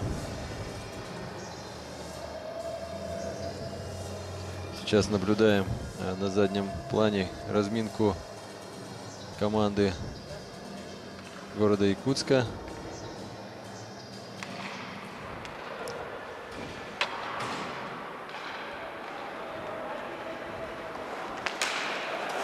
Вошли в зону нерюнгринские хоккеисты. Борьба за шайбу. О, какой момент. Хорошо уж на штанге стоял нападающий. О, ты, шайба потеряна. Что там? Сдвинуты ворота. И судьи вынуждены остановить игру. Илья Манаев на ваших экранах. Тренер республиканской хоккейной школы, тренер вратарей. Воспитанник омского «Авангарда». Правильно я говорю? Правильно.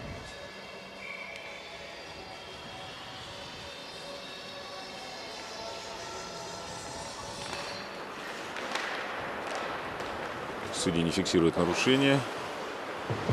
Силовой прием, отличный силовой прием. Илья 89-го года рождения. Он как раз в школе «Авангард» играл в одной команде с нашим земляком Артемом Подшиндяловым.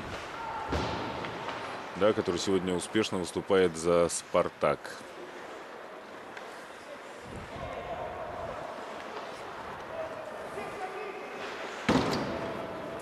Я думаю, во время следующей паузы мы обсудим тех хоккеистов, воспитанников якутской школы хоккея, которые сегодня представляют в хоккейных командах.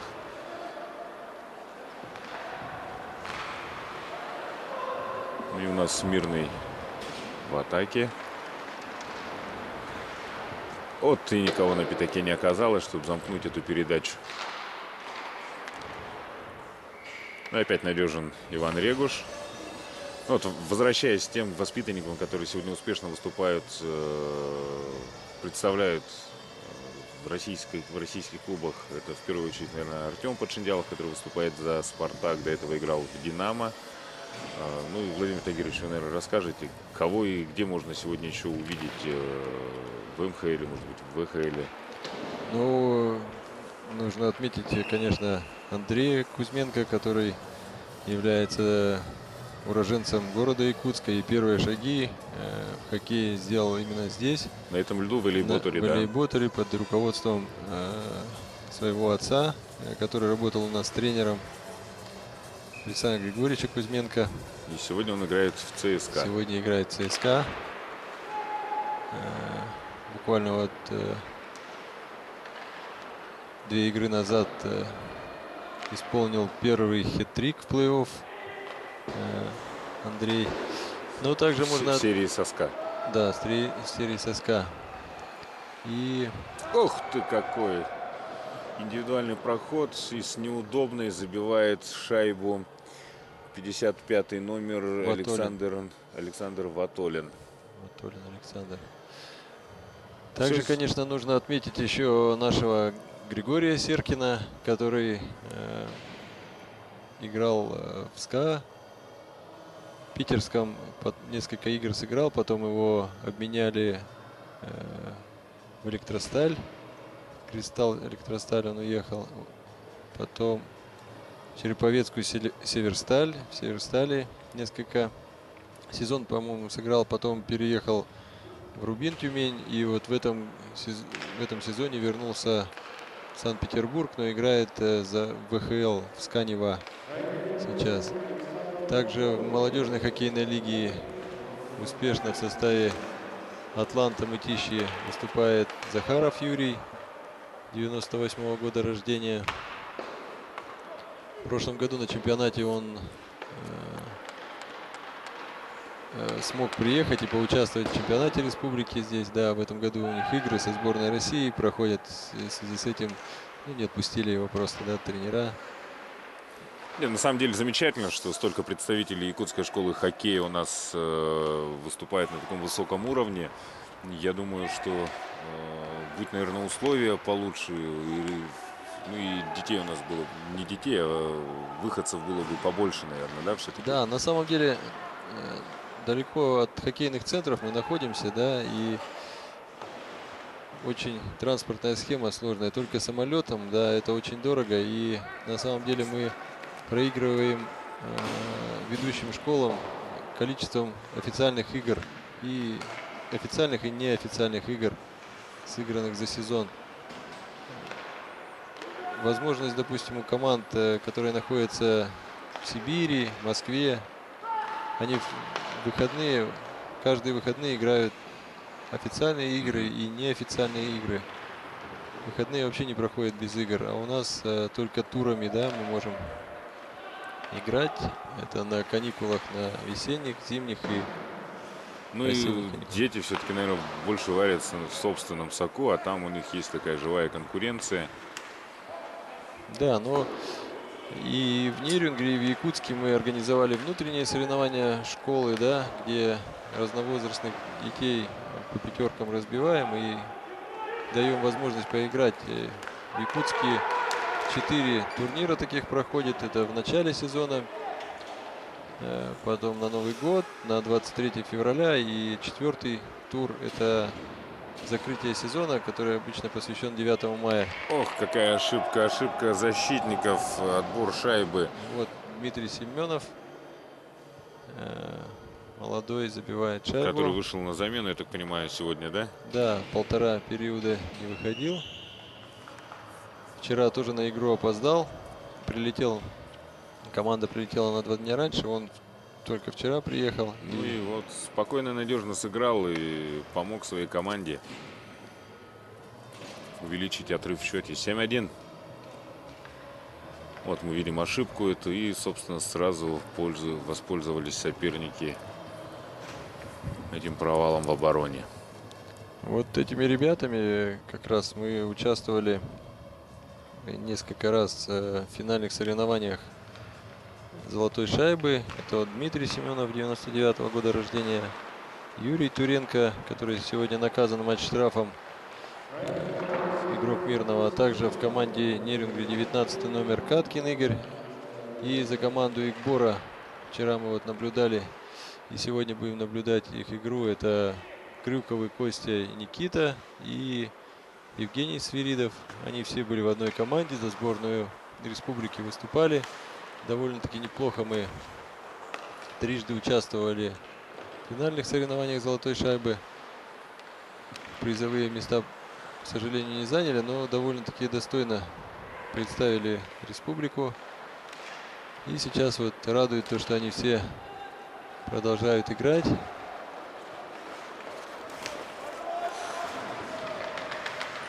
Ну и, наверное, надо отметить, что воспитанники якутской школы хоккея востребованы в клубах. В прошлом году, по-моему, вратарь уехал в СКА играть, да, если не ошибаюсь, 12-летний мальчик. Да, ну плотненько на нас подсел Хабаровский Амур и пытаются забирать наших детей. Вот. Но вы, надеюсь, не против, когда или все-таки есть... Ну, на самом деле у школы же тоже есть определенные задачи. Допустим, на следующий год у нас основная задача достойно выступить на первых зимних детях Азии, которые будут проходить на Сахалине. И в связи с этим, конечно, детей раздавать совсем не хотели. Хотя с этого возраста у нас 4 детей сейчас уехали. 2 игроков вот сейчас в Хабаровском Амуре, 1 в Новосибирске. И В Новосибирске где? В Сибири? в Сибири, и в питерском СКА есть еще. Не СКА, вернее, а в форварде он сейчас играет, Банин Владик. Также ранее уехал у нас Калмыков Саша, 2005 года рождения. Он сейчас играет в спортшколе ЦСКА по своему возрасту. Ну, опять же, если привести пример, вот буквально 3 недели назад довелось быть на Сахалине, и специально посетил школу хоккея местную. И на удивление, не так много детей там занимается, хотя условия, конечно, там намного лучше, чем в Якутске. И как результат, из-за того, что большое количество детей занимается, всего один представитель, всего один мальчик выступает за хоккейный клуб, вот, если память не изменяет. Ох, штанга какая. Выступает за московский «Динамо», по-моему.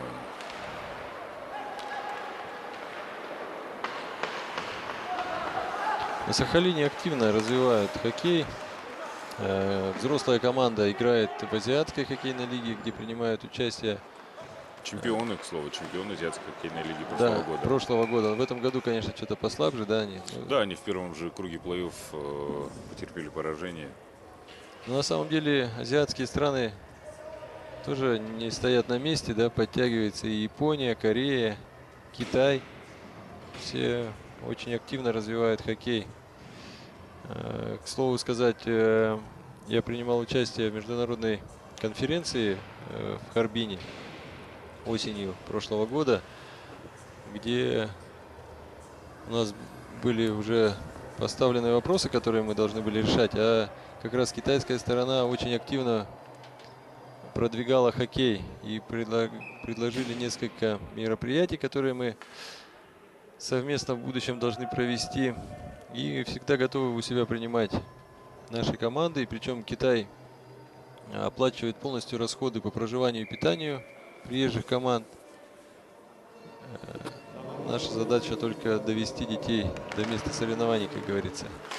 Ну, если возвращаться к игре, то удаление Дмитрий Семенов, который сегодня уже отличился у нас с заброшенной шайбой, удален на 2 минуты. И Мирнинский район у нас играет в меньшинстве. Ну, хорошая возможность для Нерюнгри сократить отставание от соперников. Я все-таки, думаю, уже настало время говорить о том, что вряд ли что-то удастся изменить в исходе матча. Но, тем не менее, Нерюнгри, наверное, сделает все, чтобы забить еще.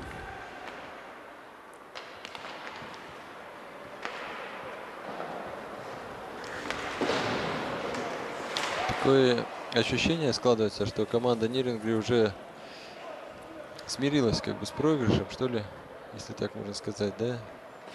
Активности мало стали проявлять. Ну, на самом деле, может быть, и понимают они, что несмотря на то, как завтра сыграет Якутский Мирный, то результат все равно будет для них, как в лучшем случае, это 3-е место. Все будет зависеть от того, как они проведут матч с Егбором. Ну и у нас очередное удаление. Нарушение численного состава. 6 игроков было на площадке. Отбывать отправили номер 5 Рафаэль Исхаков. Играет 4-4.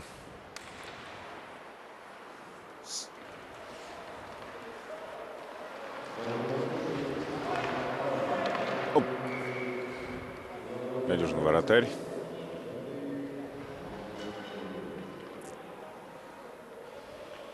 И вбрасывание в зоне Нерюнгринской сборной.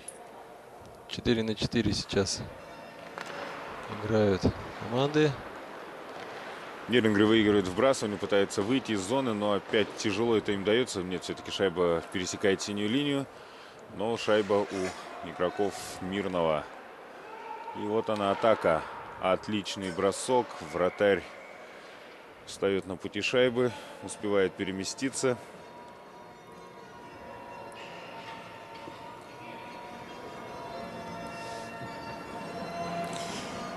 И на ваших экранах Владимир Паутов, защитник мирнинской команды.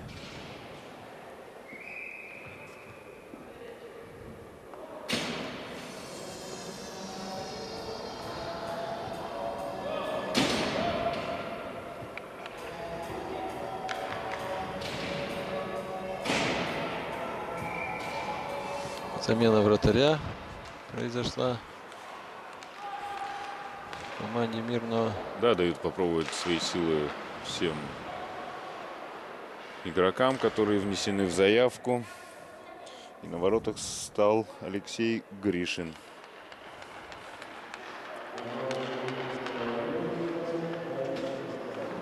Ну, собственно, Мирнинский тренерский штаб уже понимает, что победа будет обеспечена. Ничего такого экстраординарного не должно произойти. Собственно, отсюда у нас и замена вратаря. И тем более продолжает давить Нерюнгринский. Какой хороший силовой прием. Да, такие моменты, конечно, украшают чемпионат.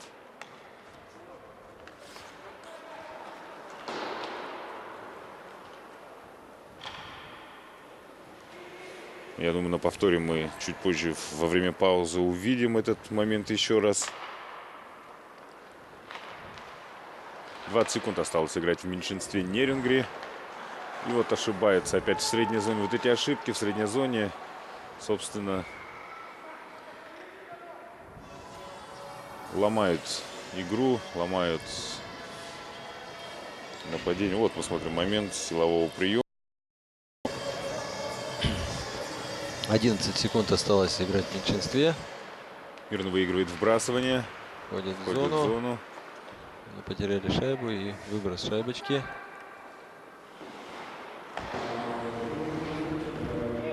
В полном составе.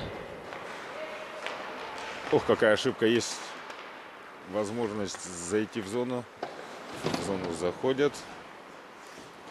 Вот целых 3 игрока на отборе этой шайбы из Мирнинского района. Шайбу отобрали. И проход. Так, вот Рафаэль наказал игрока Мирнинской команды.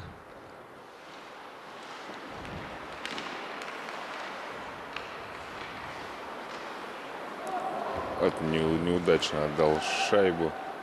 Покинул синюю зону. И Нерюнгри в атаке. 3 в 2. Вот, мимо ворот. Это точно был не пас. Это была попытка попасть в створ. Неудачная попытка.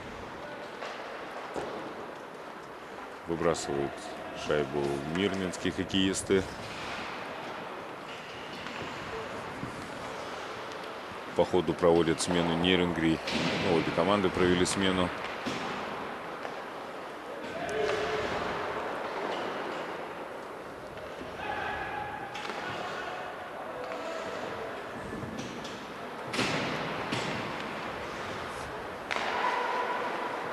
Опять неточная передача.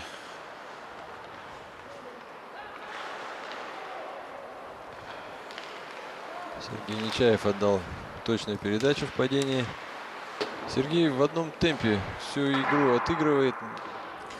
Ну, действительно, лидер команды. Видно, Да. сегодня он и отличился заброшенной шайбой. Ведет команду за собой. Выполняет дополнительную нагрузку капитана.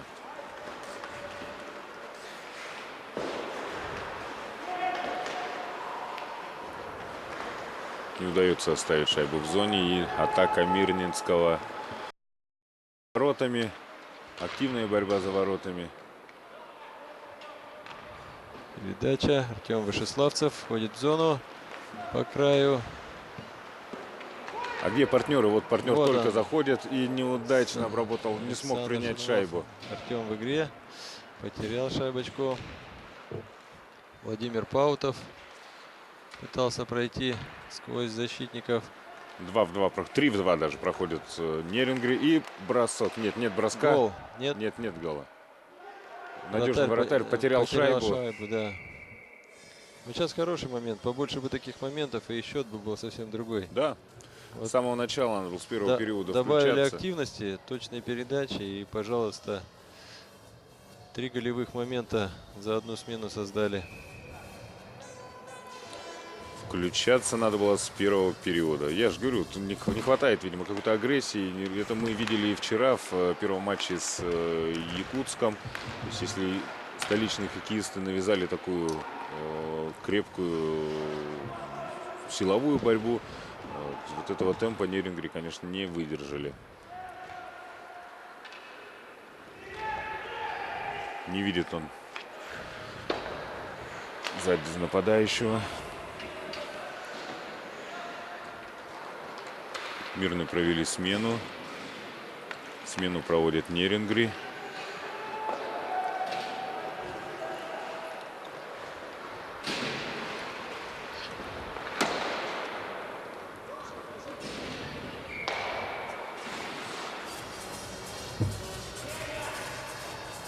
До конца матча, до конца периода, ну и матча, собственно, осталось без секунды 3 минуты.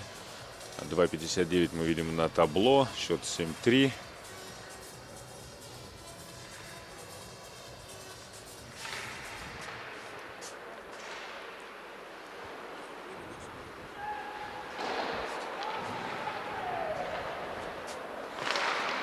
Ох, как она скакала шайбой. Не смог подставить клюшку нападающий.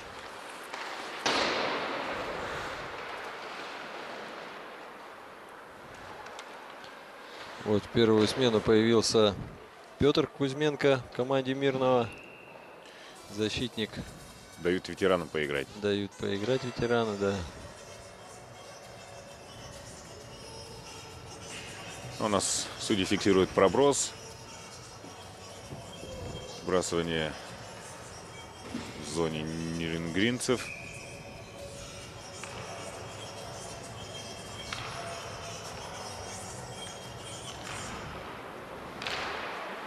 В Мирном, кстати, ветеранов очень много, хороших, мастеровитых, но вот в связи с тем, что такое большое расстояние и расходы большие по авиаперелетам, не приезжают они сюда в Якутск, но На проводят... ветеранский турнир, имеете в виду. Да, а у себя проводят по ветеранам хорошие турниры, там участвуют также Удачный, Айхал.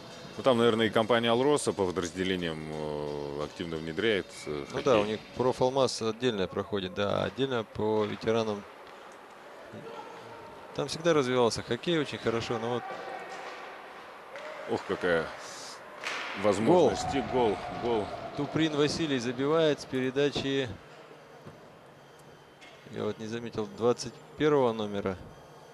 За 2 минуты до конца. Филимончик Владимир, матча. по-моему, если я не ошибаюсь, отдал передачу. Сейчас мы посмотрим. Да, хорошая контратака была. 3 в 2 выходили хоккеисты из Нерюнгри. Вот здесь он не стал бросать, отдал пас партнеру. Ну и, собственно, тот с чистого льда спокойно в одно касание отправляет шайбу в сетку ворот. Вот то, чего ждали, я думаю, болельщики нерюнгринской сборной Да. в течение всего этого матча.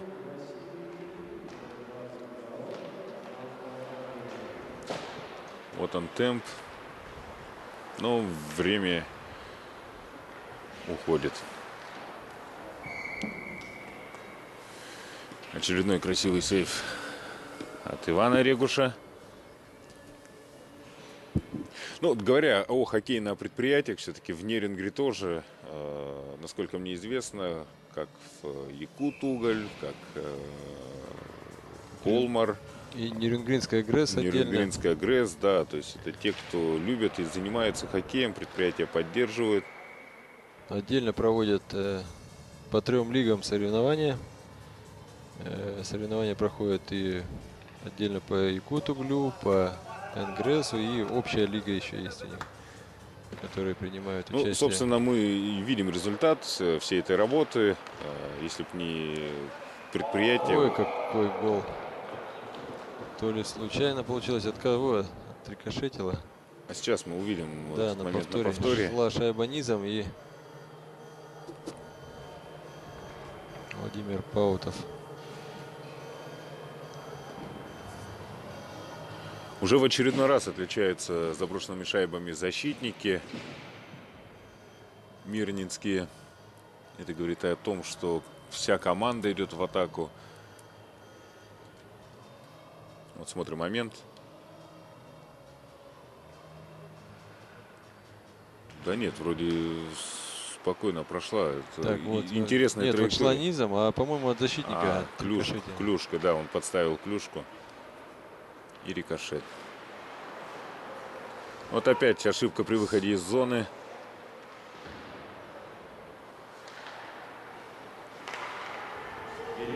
Ну, понятно, почему эти ошибки сейчас происходят. Нерюнгри вынуждены идти вперед. Им надо еще забивать.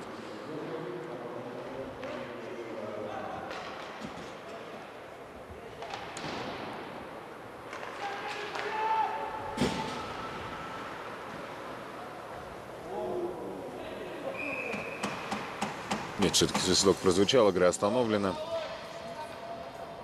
И вбрасывание в зоне Мирнинского района.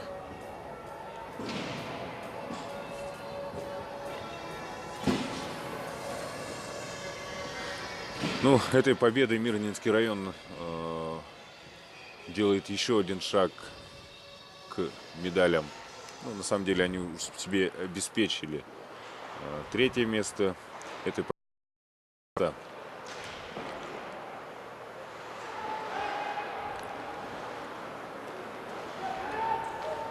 И я думаю, независимо от того, как сегодня сыграют Василий Туприн шайбой чуть-чуть не выдержал время, вошел в зону, и партнер не успел выйти из зонки вне игры.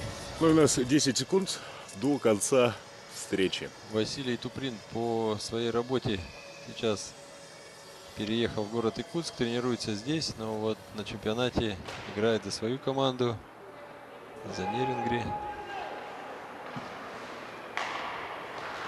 Ну, по положению это позволено. Да. Но он и прописан в Нерингринском районе. Ну и так, уважаемые телезрители, у нас завершился матч. 8-2 Мирнинский район одерживает такую убедительную победу по всем позициям. И, собственно, поздравляем команду. Ну, заслуженная действительно победа, к которой они сегодня пришли. Резюмируйте, Владимир Тагирович. Вот сейчас как раз видим на экране молодых игроков. Их подбадривают более мастеровитые. И вот для молодых как раз это определенный рост получают они в таких играх.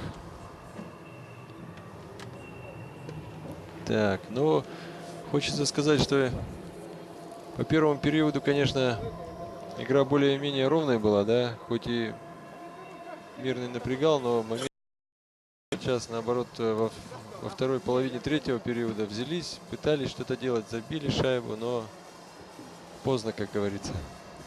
Ну что ж, мы сегодня увидели Республики Саха-Якутия. Завтра им придется постараться сделать что-то со столичной командой из города Якутска. Ну а сегодня в 15 часов 15 минут на нашем телеканале также смотрите прямую трансляцию, где будет в прямом эфире матч между Якутском и Якбором. Якбор, напомню, это сборная команда Усть-Алданского в Лиге 1.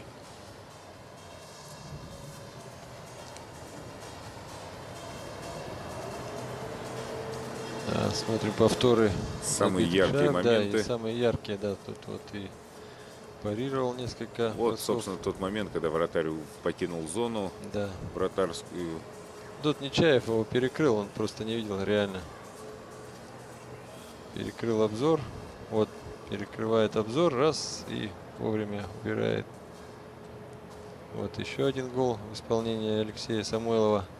Ну, не выручили. Даже вот на этом моменте видно, что он в сердцах ловушкой отмахивается после забитой шайбы. Вот этот момент.